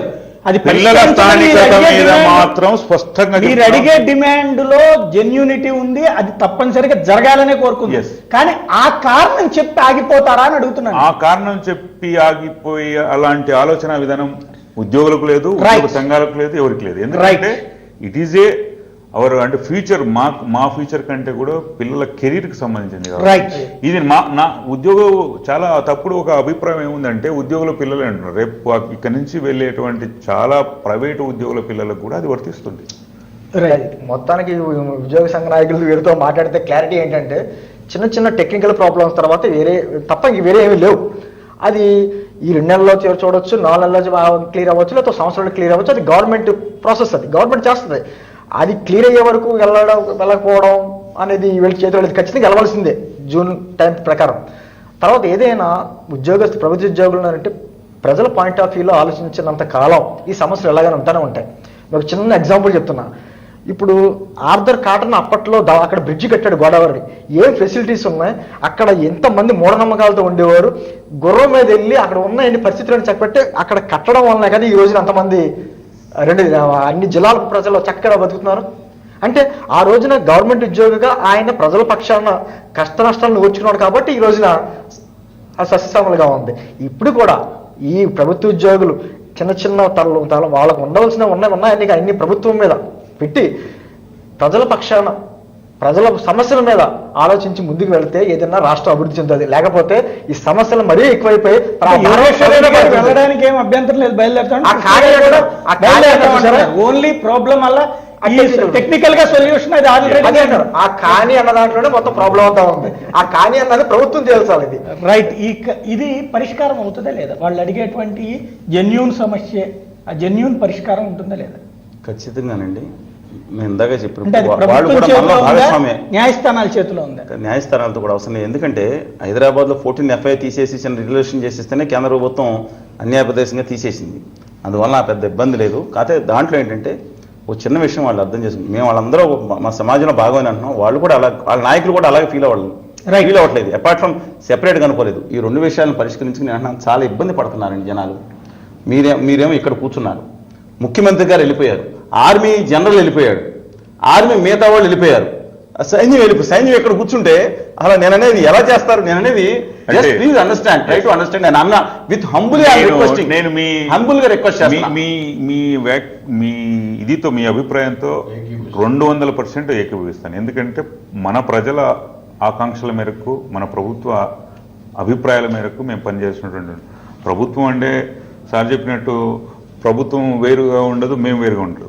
లైన్ ఏజెన్సీ, స్టాఫ్ ఏజెన్సీ ప్రభుత్వం. విషయం ఏంటంటే ఇక్కడ అన్నిటికంటే ప్రధానమైనటువంటి సందర్భం ఏంటంటే ఇప్పుడు మనం పర్సుయేషన్ చేసుకుంటే అట్లీస్ట్ మనం వెళ్ళే నాటికన్నా కూడా దాని మీద ఒక క్లారిఫికేషన్ వస్తుందనేటువంటి ఒక అభిప్రాయం తప్ప చూస్తుంటే మీకేమనిపిస్తోంది? అది సమస్యలు పరిష్కరించే దిశగా కనబడుతోందా లేకపోతే పట్టించుకున్నట్టే ఉందా? అంటే ప్రభుత్వం వైపు నుంచి ఈ లోకల్ స్టేటస్కి సంబంధించి ప్రతిపాదనలు పంపిన మాట వాస్తవం. ఎందుకంటే జిఏడి నుంచి కేంద్ర ప్రభుత్వానికి వెళ్ళింది, అది హోమ్ ఆఫీస్లో లా డిపార్ట్మెంట్ ఒపీనియన్ కూడా తీసుకోండి. అయితే ఇక్కడ లా డిపార్ట్మెంట్ ఒక ఒపీనియన్ ఇచ్చింది ఏంటంటే there is no need to amend the article 371D. ఒక ఎగ్జిక్యూటివ్ ఆర్డర్ ప్రెసిడెన్షియల్ ఆర్డర్కి ఒక ఎగ్జిక్యూటివ్ ఆర్డర్ ఇచ్చేస్తే సరిపోతుంది అని చెప్పి. ప్రెసిడెన్షియల్ ఆర్డర్కి ఎగ్జిక్యూటివ్ ఆర్డర్ ఇవ్వాలంటే కొంత తతంగం ఉంటుంది అక్కడ. రైట్. ఆ తతంగం అంతా కంప్లీట్ చేయాల్సినటువంటి అవసరం ఉంది. ఫర్దర్గా ఈ ఎగ్జిక్యూటివ్ ఆర్డర్ ఎవరు కూడా కోర్టులో ఛాలెంజ్ చేయకుండా ఉండాలంటే దానికి కావాల్సినటువంటి పకడ్బందీ ఇన్స్ట్రక్షన్స్ కానీ దానికి సంబంధించినటువంటి ఫర్దర్, ఎందుకంటే ఒకవైపు ఆర్టికల్ 371 ద్వారా వచ్చినటువంటి జోనల్ సిస్టమ్ కంటిన్యూ అవుతూ విద్యోగ రంగాల్లో ఇన్బ్యాలెన్స్, రీజనల్ ఇన్బ్యాలెన్స్ లేకుండా ఉండాలనే ఒక సదుద్దేశంతో పెట్టినటువంటి ఆ స్పిరిట్ను కొనసాగించడానికి ఏదో ఒక విధంగా ఒక ఎగ్జిక్యూటివ్ ఆర్డర్ ఇచ్చేస్తే అది కోర్టులో రేపు నిలబడాలి. తెలంగాణ ప్రభుత్వంలో ఈ విధానంలో అప్రిషియేట్ చేయాలి. ఈ సంవత్సరం కానీ క్రితం సంవత్సరం కానీ ఉద్యోగస్తులు పిల్లలు కానీ ఎవరికి కూడా ఈ 371D కింద ఎవరైనా ఒక్క విద్యార్థికి కూడా తప్పు జరగలేదు. అందరికీ ఇక్కడ సీట్లు ఏదైతే వచ్చిందో ఒక్క విద్యార్థికి కూడా ఎంతవరకు ఎత్తి చూపలేదండి. వాళ్ళు వచ్చే 8 సంవత్సరాలు కూడా ఈ 371Dని కంటిన్యూ చేస్తానికి ఒప్పుకున్నారు. మినిమం మిగతా చోట్ల పర్మనెంట్ గా కూడా ఉంటుంది ఏదైతే వాళ్ళు విభజన చట్టంలో పేర్కొంది. అందువల్ల సమయాభావం వల్ల కొన్ని చెప్పలేకపోతున్నాం కానీ నిజానికి ఎన్ని సంస్థలు ఒక హైయర్ ఎడ్యుకేషన్ సంబంధించి ప్రొఫెషనల్ ఎడ్యుకేషన్ సంబంధించి ఎన్ని సంస్థలు ఉన్నాయండి రేపు ఇక్కడ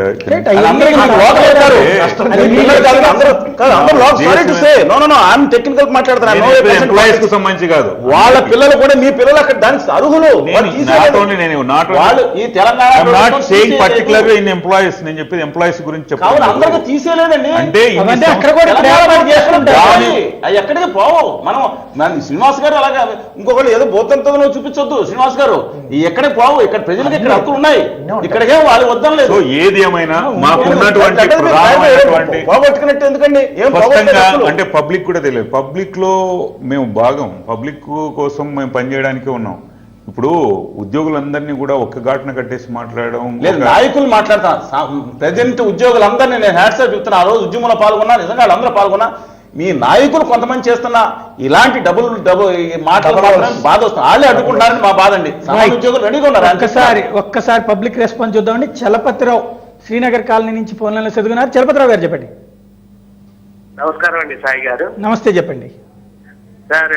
నేను కృష్ణయ్య గారితో సూటిగా మాట్లాడదాం అనుకుంటున్నాను సార్. మాట్లాడండి సార్. కృష్ణయ్య గారు, మీకు మీ గవర్నమెంట్ అన్ని రకాల ఫెసిలిటీస్ ఇచ్చుకుంటూ 43% ఇచ్చింది, 6 years చేస్తా ఉంది. తర్వాత మీకు అన్ని అకామిడేషన్ లో ఎవ్రీథింగ్ అలవెన్స్ ఇస్తా ఉంది. ఇస్తా అన్న తర్వాత వినండి సార్, మీరు వినాలి. మేము ఫోన్ లైన్ లో ఉన్నాం కదా. చెప్పండి. మీరు మీకు ఇచ్చే ఫెసిలిటీస్ అన్ని ఇచ్చిన తర్వాత మీ రాష్ట్రం మా రాష్ట్రాలు వేరైపోయినాక మీరు హైదరాబాద్ లోనే ఉండి నేను ఇక్కడనే సెక్రటరియట్ లో ఇక్కడనే నాకు ఇక్కడ చల్లగా ఉంది, బాగుంది, మీకు ఇక్కడ సుఖం ఉంది అన్నట్టుగా మీరు ఉండడం భావ్యం కాదు సార్. ఇక్కడ మీకు కృష్ణయ్య గారు వెన్నముద్దలు మీకు ఇక్కడన్నట్టే అక్కడ కూడా ఉంటాయి. దయచేసి మీ ఫ్యామిలీ ఎక్కడికి ఏం ప్రాబ్లం కావాల్సిన అవసరం లేదు. మీ పిల్లలు ఇక్కడ మంచిగా ఉండి చదువుకుంటారు, మీ ఫ్యామిలీ ఇక్కడ ఉంటుంది. మీరు వెళ్ళిరండి, మీరు టూర్కి వెళ్ళినట్టు వెళ్ళిరండి, ఫ్లైట్ ఎక్కి వెళ్ళిరండి సార్. మీరు ఉద్యోగ లీడర్ కదా సార్. నేను కూడా ఒక గవర్నమెంట్ ఉద్యోగినే, నేను సెంట్రల్ గవర్నమెంట్. మనం కంపెనీలో జాయిన్ అయ్యేటప్పుడు మనం ఏమని ఇస్తాము? నేను కాశ్మీర్ టు కన్యాకుమారి వరకు ఎక్కడనైనా నేను వెళ్తాను అని ఆశిస్తాను సార్. మీకు ఒక చిన్న గవర్నమెంట్ కష్టాలలో మీకు ఒక చిన్న ఆదుకోవడం మీకు ఇష్టం లేదా? Right sir. నేను సార్ నేను ఆన్సర్ ఇవ్వాల్సిన చలపతిరావు గారికి, ఎందుకంటే నన్ను క్వశ్చన్ చేశారు కాబట్టి డెఫినెట్గా చెప్తున్నాను. మీరు ఇప్పటి వరకు మా డిబేట్లు కావచ్చు, ఇంతకుముందు జనరల్గా మాట్లాడుతున్నప్పుడు కావచ్చు, మా సమావేశాల్లో కావచ్చు, మేము వెళ్ళమని ఎక్కడైనా ఒక మాట చెప్పామా? ఉన్నటువంటి సమస్యలను అడ్రస్ చేయడం అనేది తప్పు కాదు. సమస్యలు పిల్లల స్థానికతకు సంబంధించి మాట్లాడడం అనేది తప్పు కాదు. ఇక్కడ మీ దానికి సంబంధించి పబ్లిక్ లో వస్తున్న ఏకైక కన్ఫ్యూజన్ ఏంటంటే, ఇప్పుడు మీ ఇద్దరు చెప్పారు సూటిగా మేము వెళ్తాం, ఈ అడ్రస్ చేస్తున్నాం అని. కానీ మీ నేతల ప్రసంగాలు కానీ మీ ప్రకటనలు కానీ ఎలా ఉందంటే, ముందు మా సమస్యలు పరిష్కరించకుండా ఎలా వెళ్ళమంటారు అని అడిగేటువంటి ప్రశ్న దగ్గరే సమస్య వస్తుంది. సమస్యలు పరిష్కరించకుండా మేము ఎట్టెళ్తాము అనేది. సమస్యలు కూడా మిగతా వాటి గురించి ఇలాంటి దాని మీద సింపతి ఉంటుంది. ఎక్కువగా మీ వాళ్ళు ప్రస్తావించిన అంశాల్లో అక్కడ అద్దెలు ఎక్కువ ఉన్నాయి, లేకపోతే స్కూళ్ళు లేవు, స్కూళ్ళు కాలేజీలు ఆ ఊళ్ళో లేకపోతే మీకు అక్కడి నుంచి వచ్చిన వాళ్ళు ఇక్కడ బ్రాంచ్లు పెట్టారు. హెడ్ క్వార్టర్ చైతన్య కాలేజీలు మీరు చదివించే కాలేజీలు పోయి గవర్నమెంట్ కాలేజీలు అయితే అనుకోవచ్చు, అవి కూడా అక్కడ ఎక్కువ ఉన్నాయని తెలంగాణ కావాలని కోరుకున్నారు. అవి అక్కడే ఎక్కువ ఉన్నాయి. ప్రైవేట్ కాలేజీలు అక్కడే ఎక్కువ ఉన్నాయి. పోనీ హాస్పిటల్ అంటున్నారు, కుప్పలు తెప్పలు ఉన్నాయి అక్కడ. ఇక్కడ మీకు ఇక్కడ అలవాటైన హాస్పిటల్ అక్కడ ఉండకపోవచ్చు, కావాలంటే మీరు అక్కడికి వెళ్తే మీతో పాటు బ్రాంచ్ కూడా పెడతారు. మేము అక్కడ సౌకర్యాల గురించి మేము చెప్పడం లేదు. మీ నాయకులు మాట్లాడే మాటలు ఇక్కడ ఇద్దరు చెప్పినటువంటి స్థానికత అంశం జెన్యూను, మీరు అడిగే దాంట్లో ఎవరికి అబ్జెక్షన్ లేదు. అట్లాగే మీ పిల్లలకు సంబంధించి ఫర్దర్ ఏంటనేటువంటి దాని గురించి ఎవరికి అబ్జెక్షన్ లేదు. You have that right to address. But at the same time మీ నాయకులు మీ ఉద్యోగ సంఘాల్లో అత్యధికులు మాట్లాడినటువంటి మాట అయితే అద్దెలు ఎక్కువైపోయినాయి, మాకు ఇల్లు కట్టిస్తే కానీ మేము వెళ్ళాం. ఇళ్ళ స్థలాలు కూడా కాదు, ఇల్లే కట్టించేయండి, క్వార్టర్స్ కట్టించేయండి. నెంబర్ 1. నెంబర్ 2 వచ్చేటప్పటికినేమో అక్కడ మెడికల్ ఫెసిలిటీలు లేవు, ఇంకొకటి స్కూళ్ళు లేవు. మా కోసం సపరేట్ స్కూళ్ళు, మా కోసం సపరేట్ హాస్పిటళ్ళు, ఇవన్నీ సాధ్యమయ్యే పని అంటే టైం ఉన్నట్టుండే. నేను అంటే ముందే చెప్పాను, ఏం చెప్పానంటే ఒక ఉద్యోగి ఒక ఎగ్జాంపుల్ కూడా ఇల్లస్ట్రేషన్ కూడా మీకు ఇచ్చాను. ఏంటంటే అక్కడ అప్పు చేశాడు, ఒకరు కాదండి, ఒకరు కాదండి. ఓకే ఒక్క మాట ఇక్కడ కొన్నాడు, ఏం చేద్దాం ఇప్పుడు? ఆయన ఇక్కడ కొన్నాడు కాబట్టి ఆంధ్రప్రదేశ్ నేను సూటిగా ఒక మాట అడుగుతున్నాను. త్యాగం అనేది త్యాగం నేను అడిగేది ఓకేనండి, మిమ్మల్ని త్యాగం చేయమంటారా? ఇక్కడ త్యాగం అంటే మీ స్థలం ఎవరికైనా దానం చేసి వెళ్ళిపోతుంటే త్యాగం అంటారు. మీ స్థలం ఎక్కడే ఉంటది, ఇవాళ 10 లక్షలు ఉంటే రేపు పొద్దున కోటి అవుతుంది. That is your choice. చాలా తప్పండి. ఇప్పుడు ఇల్లు కట్టుకున్నాడు, ఫర్ ఎగ్జాంపుల్ నెక్నాంపూర్ వెళ్ళండి, అక్కడ ఎవరు ఉండే పరిస్థితి కూడా లేదు. ఏం చేద్దాం అంటున్నా నేను, అంటే చెప్తున్నాను. అంటే సమస్యలు ఏం చేద్దాం, ఆ సమస్య పరిష్కారం మీరు డైరెక్ట్ మంచి పాయింట్. ఈ సమస్యకు పరిష్కారం ఏంటి? లెట్ మీ కంప్లీట్ సార్, నేను రెండు గురించి మాట్లాడాను. ఈ సమస్యకి పని మీరు చూపించే పరిష్కారం చెప్పండి. ఇక్కడ స్థలం ఉంది, ఇల్లు ఉంది, ఆయనకి ఇబ్బంది ఏంటి, ఏం చేద్దాం? రిజిస్ట్రేషన్ జరగకపోతే రేపొద్దున చాలా సమస్యలు వస్తాయి. ఏది రిజిస్ట్రేషన్ జరగకపోతే? రిజిస్ట్రేషన్ జరగలేదు ఇంతవరకు. మీ సొసైటీ స్థలాలు అనేది, సొసైటీ స్థలానికి నువ్వు గవర్నమెంట్ కి ఏంటండి సంబంధం? మీ సొసైటీ స్థలం మీకు రిజిస్ట్రేషన్ చేయనని ఎవరన్నా అన్నారా? లేదు. ఇప్పుడు ప్రభుత్వాన్ని మేము డిమాండ్ చేయడం లేదు. ఈ ప్రభుత్వంలో సొసైటీ మీరు తెలుసుకోవాల్సిన అంశం సొసైటీ కాదండి. ఇప్పుడు ఉద్యోగులందరికీ కూడా ఉద్యోగ సంఘాల సొసైటీకి ల్యాండ్ అలాట్ చేశారు. సంఘాలకు సొసైటీ కాదు సార్. ఉద్యోగుల చాలా మందికి ఆల్మోస్ట్ ఏదో నిన్న మొన్న వచ్చినటువంటి ఒక 2 రిక్రూట్మెంట్స్ తప్ప మిగిలిన అందరు సీనియర్ మోస్ట్ ఎంప్లాయీస్ నుంచి నిన్న మొన్నటి వచ్చినటువంటి ఎంప్లాయీ అందరికీ కూడా ఇళ్ల స్థలాలు ఉన్నాయి. రిజిస్ట్రేషన్ జరగకుండా పోవటం అనేది అట్లీస్ట్ నేను చెప్పినవండి సార్. నేను చెప్పిన తర్వాత ఇప్పుడు ఇరు రాష్ట్ర ప్రభుత్వాలు కూర్చొని మాట్లాడుకోవాల్సినటువంటి అవసరం ఉంది. నేను ఎందుకంటే తెలంగాణ సిఎస్ ను కూడా కలిసి మేము రిక్వెస్ట్ అర్థం కాదు ఇదేనండి. మీరు ప్రైవేట్ గా కొనుక్కున్న భూమి రిజిస్ట్రేషన్, మీ సొసైటీ భూమి, అది మీ సొసైటీ మధ్య వివాదం. దాంట్లో 2 ప్రభుత్వాలు మీరు 2 మిక్స్ చేస్తున్నారు సార్. 2 మిక్స్ చేస్తున్నారు. సొసైటీకి సంబంధించినవి కానీ ప్రభుత్వానికి సంబంధించినటువంటి విషయం. ప్రభుత్వం ఇచ్చిన స్థలాలు అంటారు. ప్రభుత్వం ఇచ్చిన స్థలాలకు సంబంధించి ఆల్రెడీ రిజిస్ట్రేషన్ అయితే ఉంటది, లేదంటే కనుక మీకు ఎలా ఇప్పుడు ఆ ఇళ్ల స్థలాలు లేదు సార్ చలసాని గారు. ఆ ఇళ్ల స్థలాల రిజిస్ట్రేషన్ జరగకుండా మేము రామని చెప్పడం లేదు. దానికి ప్రభుత్వానికి ఏంటి సంబంధం అంటున్నా నేను చెప్పనండి సార్. ఇప్పుడు ఇక్కడ ఉన్నటువంటి పోయినసారి కూడా సిఎస్ గారు, మొన్న రిటైర్డ్ అయినటువంటి ఐవీఆర్ కృష్ణారావు గారు కానీ తర్వాత తెలంగాణ సిఎస్ గారు, బోత్ సైడ్స్ ఈ విషయం మీద డిస్కషన్ కూడా జరిగింది. రిజిస్ట్రేషన్కి సంబంధించి ఎలా, ఎందుకంటే మేము రిప్రజెంట్ చేసాం, తెలంగాణ సిఎస్ కూడా కలిసాం. ఎందుకంటే ఇప్పుడు 6 ఎకరం ఊళ్ళో ఇల్లు అమ్ముకొని వచ్చేసి కట్టుకున్నారు. 70 వేలలో నాట్ ఓన్లీ నెక్నాంపూర్ సార్. ఎన్ని వేల మందికి ఈ స్థలాలు కొని డబ్బులు కట్టి రిజిస్ట్రేషన్ కాకుండా ఉన్నాయి? అందులో ప్రభుత్వ స్థలాలు ఎంతమంది ఉన్నాయి, సొసైటీ స్థలాలు ఎంతమంది ఉన్నాయి? సెక్రటరియట్ కి సంబంధించి మోస్ట్లీ 70% రిజిస్ట్రేషన్స్ లేవు. అలాగే ఏపీ ఎన్జిఓస్ సొసైటీకి సంబంధించి కూడా ఆల్మోస్ట్ 70 కాదు 80% రిజిస్ట్రేషన్ లేదు. దానికి ఎవరు పరిష్కరించాలి? ఎంతమంది ఉంటారు సార్? దానికి ఎవరు పరిష్కరించాలి? అంటే చొరవ తీసుకోవాలి. అంటే ఎవరు ఎలా? అంటే మేము మా వైపు నుంచి కూడా ఉద్యోగులు. నేను అడిగేది చొరవ అంటే చంద్రబాబు చెప్పేస్తే కేసీఆర్ ఏమన్నా చేస్తారా, లేకపోతే కేసీఆర్ చేయాలనుకుంటే చేస్తారా? ఎవరు చేస్తే పని అవుతుంది పని? ఇది యాక్చువల్ గా మేము ముఖ్యమంత్రి గారిని ఇంకోరును ఇట్లా మేము ఇది చేయడం లేదు. కేవలం ఏంటంటే ఇరు రాష్ట్ర ప్రభుత్వాలు సిఎస్లు కలిసి కూర్చొని నేను అనేది ప్రభుత్వం ఎలా చేస్తే అది సిఎస్లు కూర్చుని మాట్లాడేసి తీసుకోండి అని రిజిస్ట్రేషన్ చేయాలండి. అది ప్రభుత్వం మీకు ఎలా చేసిందా, లేకపోతే మీరు సొసైటీలుగా కొనుక్కుంటే దానికి రిజిస్ట్రేషన్కి ఇక్కడ ఉన్న అభ్యంతరం వ్యక్తం సొసైటీ అనేది దాని గవర్నింగ్ ఎప్పుడు కూడా గవర్న్ చేస్తున్నది కోఆపరేటివ్ డిపార్ట్మెంట్ కంట్రోల్ ఉంటుంది. నేను అదే చెప్తున్నాను సార్. సొసైటీస్ అన్ని కూడా ఎస్పెషల్లీ నేను ఇక్కడ మళ్ళీ మీరు ఆ కోఆపరేటివ్ సొసైటీలు పుట్టుకు చెప్తున్నారు. నేను అడుగుతున్నది మీరు ఆల్రెడీ తీసుకున్నది ప్రభుత్వం దగ్గర, ప్రైవేట్ గా మీరు ఏర్పాటు చేసుకున్న సొసైటీల దగ్గర, ప్రభుత్వం దగ్గర మీరు సొసైటీగా తీసుకున్నారు. ఇప్పుడు మీకు రిజిస్ట్రేషన్ చెయ్యనంటుంది ఎవరు? ప్రభుత్వమా లేకపోతే సొసైటీకి సంబంధించి తెలంగాణ ఉద్యోగుల? ప్రభుత్వానికి సంబంధించి కొన్ని అంటే ఇప్పుడు డివైడ్ అయిన తర్వాత ఆంధ్రప్రదేశ్ ప్రభుత్వం చేసేది కాదు ఇది. రైట్. మరి అప్పుడు బిఫోర్ దిస్ బైఫర్కేషన్ ఒక స్థల వివాదంలో ప్రైవేట్ వ్యక్తులు కోర్టుకు వెళ్లారు. ఇప్పుడు కాదు, 10 సంవత్సరాలు రాష్ట్ర విభజన లేని నేపథ్యంలో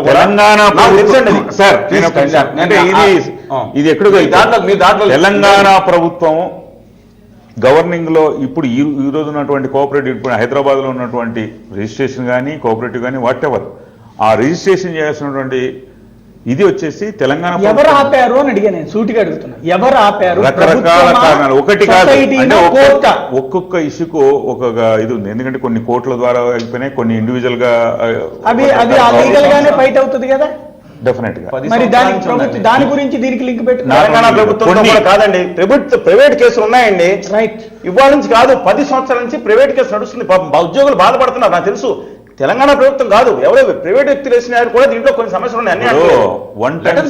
వన్ టైం సెటిల్మెంట్ కింద డెఫినెట్ గా చెప్తానండి సార్. సొల్యూషన్ అడిగారు. వన్ టైం సెటిల్మెంట్ ఒక్కసారి ఒక రిజిస్టర్ ఆఫీస్ ఒకేసారి ఒక రోజు కూర్చొని మొత్తం ఈ సెక్రటరీ కోర్టులో ఉంటే అదేంటి సార్, ఒక పిల్ కానీ ఇంకోటి కానీ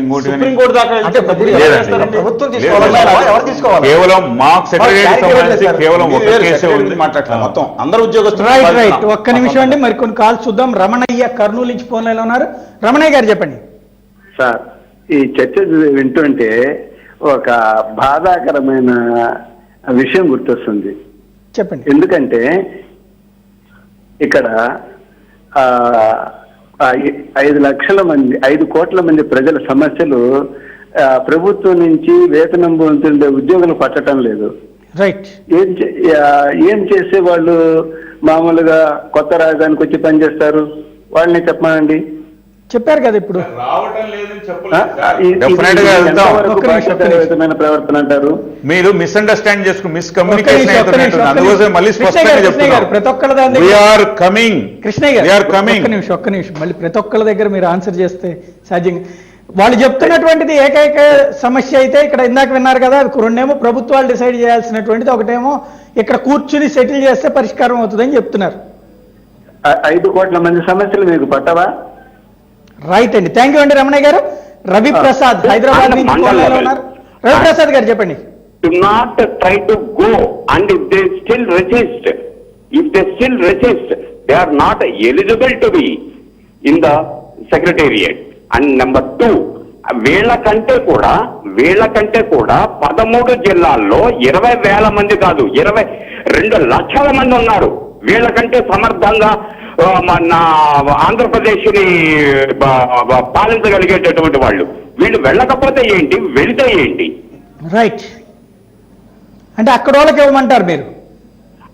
అవసరం లేదు, వీళ్ళు వెళ్ళటం అనేటటువంటిది వాళ్ళ ఇష్టం. వీళ్ళని ముందు జిల్లా లెవెల్ కి మండల లెవెల్ కి ట్రాన్స్ఫర్ చేయండి అధికారికంగా. రైట్ అండి, అదొక్కటే సొల్యూషన్. రైట్ అండి, థ్యాంక్ యూ అండి రవిప్రసాద్ గారు. శంకర్రావు సికింద్రాబాద్ నుంచి ఫోన్ లైన్లో ఉన్నారు. శంకర్రావు గారు చెప్పండి. హలో, చెప్పండి శంకర్రావు గారు. నేను శంకర్రావు అండి, సికింద్రాబాద్ తిరుమల నుంచి మాట్లాడుతున్నాను. చెప్పండి. కృష్ణయ్య గారికి ఒక ప్రశ్న అండి. సార్ చెప్పండి. అది రాజధాని కొరకు ఎంతో మంది గ్రామస్తులు వాళ్ళ ఊళ్ళను పొలాలను అన్ని త్యాగం చేసి ఆ ల్యాండ్ అంతా ప్రభుత్వానికి అప్పచెప్పి ఎక్కడో గుడిసెలు విడిసెలు వేసుకొని వాళ్ళు ఉంటుంటే మీరు వాళ్ళకు సేవ చేయాల్సిన ఉద్యోగస్తులు మీరు ఇట్లా గొంతెమ్మ కోరికలు కోరుకుంటూ మా పిల్లలకి ఇక్కడే బాగుంది, మాకు రిజిస్ట్రేషన్ కాలేదు, మా పొలాలు ఇక్కడే, మా ఇళ్ళు ఇక్కడే ఉన్నాయి, ఇటువంటి మాట్లాడటం న్యాయం అండి? మీరు పొరపాటు మాట్లాడుతున్నారు. పిల్లల స్థానికత అడగడం అనేది గొంతెమ్మ కోరికమా అని అనడం అనేది చాలా దౌర్భాగ్యకరమైనటువంటి. ఎందుకంటే ఒక్క నిమిషం, ఇంకో మొత్తం కాల్సింది అందరిది కూడా ఒకటే ఉంది, లేదా వేరే డిఫరెంట్ ఉంటే అన్నిటి కలిపి ఒకటేసారి ఆన్సర్ చేద్దరు. కానీ శంకర్రావు సికింద్రాబాద్ నుంచి ఫోన్ లైన్లో ఉన్నారు. శంకర్రావు గారు చెప్పండి. శంకర్రావు గారు చెప్పండి. అయిపోయింది. చంటి గారు చెప్పండి. సార్ సాయి గారు నమస్తే అండి. నమస్తే, చెప్పండి. సార్, రాష్ట్రం 2 భాగాల కింద విడిపోయింది. ప్రస్తుతానికి ఆంధ్రప్రదేశ్ కి ఏ విధమైన విధి విధానాలు లేవు, ఒక రాజధాని లేదు, ఒక చేసుకోవడానికి ఏమీ లేవు. రాష్ట్రంలో ఉన్న 5 కోట్ల ప్రజలకి ఎటువంటి విధానాలు లేదు. వీళ్ళందరూ కలిసి సీఎం గారితో కలిసి సెక్రటరీ వాళ్ళందరూ కూడా ఎగ్జిస్ట్ అయ్యి వాళ్ళు ఉన్నా లేకపోతే ప్రజలందరూ అవసరాలు తీర్చడం పోయి వీళ్ళకి మాకు అవకాశం లేదు, హైదరాబాద్ లో అక్కడ లేదు, లేకపోతే ఇక్కడ హాస్పిటల్ ఉంది లేదు, లేకపోతే మాకు ఇవన్నీ ఇస్తేనే కానీ కుదరదు అని అంటే ఎంతవరకు సమంజసం? రైట్ అండి చంటి గారు, థ్యాంక్ యూ వెరీ మచ్. ఒక్క నిమిషం. సురేష్ వెస్ట్ గోదావరి నుంచి ఫోన్ లైన్లో ఉన్నారు. సురేష్ గారు చెప్పండి. సార్ నమస్తే అండి, అక్కడ ఉన్న వాళ్ళందరికీ నమస్తే, చెప్పండి. సార్, ఇప్పుడు ఇక్కడ రైతులకి బోలని సమస్యలు ఉన్నాయి. రైతులేమో హైదరాబాద్ రావాలా, విజయవాడ వెళ్ళాలా, మన హెడ్ క్వార్టర్ ఎక్కడ ఉంటది ఏమి తెలియకుండా ఉంటే మా స్థానికత, మా పిల్లలు అంటూ నెలకు ఒక 40 నుంచి 50 వేల రూపాయలు శాలరీ తీసుకుని ఉద్యోగస్తులు అంతలా బాధపడిపోతుంటే ఒక పూట ఉండి ఒక పూట లేకుండా ఉండి రైతులు కానీ వేరే వర్గాలు కానీ వాళ్ళు విజయవాడ వెళ్ళాలా, మన ఇప్పటికీ మన హెడ్ క్వార్టర్ అంటే హైదరాబాద్ అన్న డైనమాలో ఉంటే మన సీఎం గారు వచ్చాము ఇక్కడ కూర్చుంటుంటే వీళ్ళు ఇంకా మేము అక్కడ ఉంటామో, మాకు అక్కడ భూములు రిజిస్ట్రేషన్ అవ్వలేదంటే ఎంత నమ్మశక్యంగా ఉంటుంది సార్ అది. రైట్ అండి, థ్యాంక్ యూ అండి. సురేష్ గారు, ఫైనల్ గా కృష్ణ గారు ఇక్కడ ఒక మాట సూటిగా నేను అడిగేది ఇక్కడ, మీరు చెప్పినటువంటి సమస్యలన్నీ మీ చేతుల్లో ఉన్నటువంటిది లేదా ప్రభుత్వం మీ మధ్యన ఉన్నటువంటి, అక్కడ ప్రజలు నేరుగా కోరుతున్నటువంటిది అయితే మీ సమస్యలు రొటీన్ గా పరిష్కరించుకోదగేటువంటి సమస్యలు, దాన్ని అడ్డం పెట్టి మా దగ్గరికి రాకుండా ఉండొద్దు, ముందు మా దగ్గరకు వచ్చి పాలన బిగించేయండి అని అడుగుతున్నారు. రాము అని చెప్పేసి నేను చర్చ ప్రారంభంలోనే ఒక స్పష్టమైనటువంటి ప్రకటన కూడా రామనే వస్తామని, రాము అని చెప్పలేదు అంటే రాము అని చెప్పలేదు. ఎందుకంటే ఎస్పెషల్లీ ఇప్పుడు ఉన్న సమస్యలను అడ్రస్ చేయడం అంటే ఇంత టైం ఉంది, ఇంకా దాదాపు ఫిబ్రవరి, మార్చ్, ఏప్రిల్, మే 3 months లో ఈ సమస్యలన్నీ సాల్వ్ చేసుకోలేమా? సమస్యలు చెప్తే గొంతెమ్మ కొరకలు అంటారంటే సరిగా డిబేట్ వినడం లేదు, లేదా వింటున్నారు. ఈ కానీలో ఈ పాయింట్లు ఇన్ని తెచ్చేటప్పటికి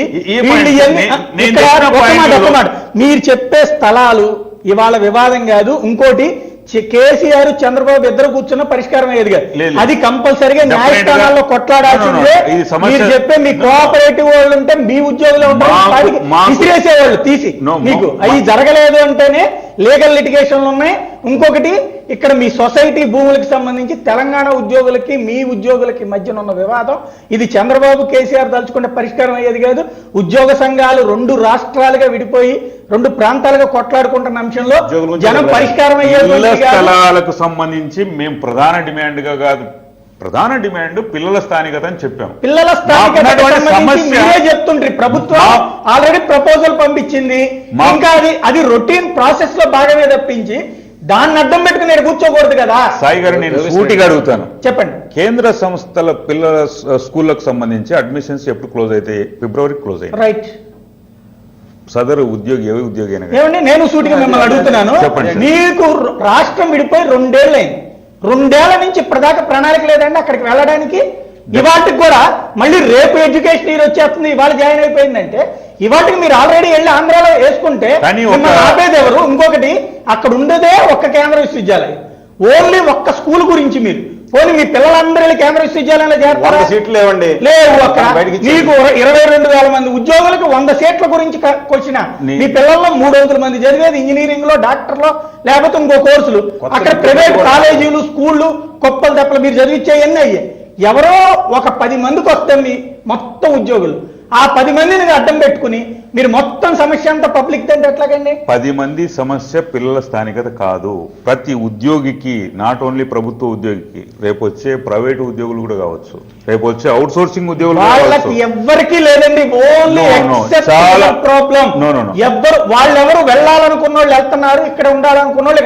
ప్రైవేట్ వాళ్ళు ఇక్కడ ఆల్రెడీ ఎన్నేళ్ల నుంచి ఉంటున్న వాళ్ళకి, వాళ్ళని ఇక్కడ గవర్నమెంట్ ఏమి మీరు మా వాళ్ళు కాదని లేదు, వాళ్ళకి ఇక్కడ ఉద్యోగాల్లో ఇవ్వము, మీరు పుట్టించోళ్ళు ఆల్రెడీ ఇక్కడ ఉద్యోగాలు కూడా చేస్తున్నారు.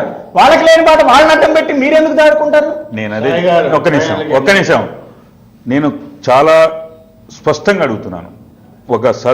ఒక ఉద్యోగి 9th క్లాస్ చదువుతున్నటువంటి స్టూడెంట్ అయిపోయింది, మరి ఇమీడియట్గా తీసుకెళ్దాం అంటే మీరు అవును చోట అయిపోయిందండి. ఇవాళ 8 అండి, రేపు 9 అండి, ఎల్లుండి 10 అండి, వచ్చే ఏడాది 10 అండి. అంటే మీరు 10 ఏళ్ల దాకా ఇక్కడే ఉంటారా? మీ అబ్బాయి వాళ్ళు పుట్టాడు అనుకోండి, మళ్ళీ ఏమన్నా మా అబ్బాయి 10వ తరగతి దాకా చదవాలి కదా ఎక్కడంటే. మేము అడిగింది సమస్య సొల్యూషన్ అడిగాం. మేము అడుగుతుంది అదే, మీరు సొల్యూషన్ చెప్తున్నారు. మీరు సొల్యూషన్ చెప్తున్నారు. చాలా పొరపాటు. మీరు ఇప్పుడు కేంద్రీయ విశ్వవిద్యాలయం లాంటి స్థానికత అంశం మిస్ అవుతుంది. Litigation with you only. Government already మీకు సపోర్టింగ్ తీర్మానం చేసింది. చేస్తే కూడా మీరు ఇంకా రామని చెప్పాము, వస్తామంటున్నారా? పోనీ డెఫినెట్ గా. ఎప్పుడు ప్రభుత్వం జూన్ లో మీరు అక్కడ ఉద్యోగానికి వెళ్తారా లేదా? తప్పకుండా. మన చర్చ ప్రారంభంలో చెప్పాం, డెఫినెట్ గా మన రాష్ట్ర ప్రజల ఆకాంక్ష. జూన్ లో మిమ్మల్ని అక్కడ చూడొచ్చు, కృష్ణ గారిని అమరావతిలో చూడొచ్చు. మా కష్టాలు ఎన్నన్నా ఉన్నాయండి డెఫినెట్ గా. బట్ ఒకటి మాత్రం వాస్తవం, మా సమస్యల కోసం మేముగా పోరాటం చేయడానికి కూడా జంతర్ మంతర్ లో మేము ధర్నా కూడా చేయడానికి, ఢిల్లీలో. ఎందుకంటే ఇది అసలు ప్రత్యేక కాదండి, రాష్ట్రంలో 1,90,000 మేము సమస్య పోరాటం. సాయి గారు ఒక్క నిమిషం. పిల్లల స్థానికతకు సంబంధించి మాత్రం ఢిల్లీలో జంతర్ మంతర్ లో మేము ఉద్యోగ సంఘాలుగా ధర్నా కూడా చేపట్టడానికి నిర్ణయం తీసుకున్నాం డెఫినెట్ గా. అంటే ఎందుకంటే మా పిల్లల భవిష్యత్ అనేది మాకంటే కూడా ఎక్కువ. ఆ విషయంలో మాత్రం రాజీ పడేది లేదు, డెఫినెట్ గా ఫైట్ చేయొచ్చు. తప్పేండి. ఇప్పుడు ప్రజలు అపోహపడుతున్నారు. మామూలుగానే ప్రభుత్వ ఉద్యోగులు అంటే ప్రజల వ్యతిరేకత ఉంటుంది. నువ్వు ఎంత మంచి పనులు చేసినా ఏం చేసినా, ఎందుకంటే వాళ్ళు తెల్ల చొక్కాలు ఫ్యాన్ల కింద ఉంటున్నారు, మేము ఇటు కష్టపడుతున్నాం ఫీలింగ్ ఉంది, ప్రజల్లో ఉంటుంది. ఎందుకంటే కొన్ని డిపార్ట్మెంట్లు ఉంది, మీరు న్యాయంగా పనిచేస్తారు, వ్యతిరేకత ఉందబ్బా. దాన్ని ఏంటంటే పరిస్థితి సార్ వ్యతిరేకత ఉంది. అయితే ఏంటంటే మేము అడిగేది, ఫర్ ఎగ్జాంపుల్ మా పిల్లలు ఉన్నారు, ఇంజనీరింగ్ అడిగారు, ఇక్కడ లోకల్ తెలంగాణ అంతే కదా, ఇక్కడ లోకల్ అయినా సరే ఆంధ్ర ఉద్యోగస్తుల పిల్లలకి ఇక్కడ తెలంగాణ ఉద్యోగాలు ఇవ్వరు అని మేము అనుకుంటున్నాం. అదే మన ఆంధ్రలో స్థానికత లేకుండా తెలంగాణలో కూడా స్థానికత ఇవ్వకుండా ఉంటే మా భవిష్యత్తు ఏంటని అడుగుతున్నాం. అంతే తప్ప ఎల్లవంటల అట్లాంటి నిబంధన ఏమన్నా పెట్టారా? ఇక్కడ మీ పిల్లల స్టడీ సర్టిఫికెట్ల ఆధారంగా ఇక్కడ రిజర్వేషన్ వచ్చేసినట్టే, ఇక్కడే అయినట్టే. మీరు మళ్ళీ ప్రత్యేకంగా అంటే వాళ్ళ నాన్న ఉద్యోగం ఇది కాబట్టి అని అంటే ఇంటర్వ్యూలో మీరు చూసుకున్నా వాళ్ళు చూసుకున్నా మీ వాళ్ళు. దురదృష్టవశాత్తు సమస్యలు నివేదించినప్పుడు పిల్లల స్థానికత కావచ్చు, హెచ్ఆర్ఏ కావచ్చు, ఇవన్నీ గొంతెమ్మ కోరికలు అనుకోండి దురదృష్టం. Right, thank you very much అండి. ఇది పరిస్థితి. మొత్తం మీద ఉద్యోగులైతే తాము వెళ్ళడానికి సిద్ధంగా ఉన్నామని చెప్తున్నారు.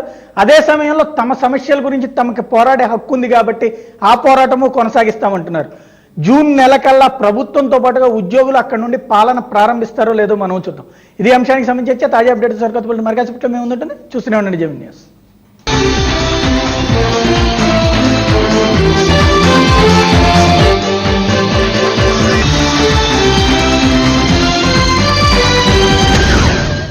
ప్యాన్ ఎక్కడా? దొరికింది. ఈ గ్యాస్ ఎలా ఆన్? నెవర్ మైండ్, అయిపోయింది. నాన్నగారు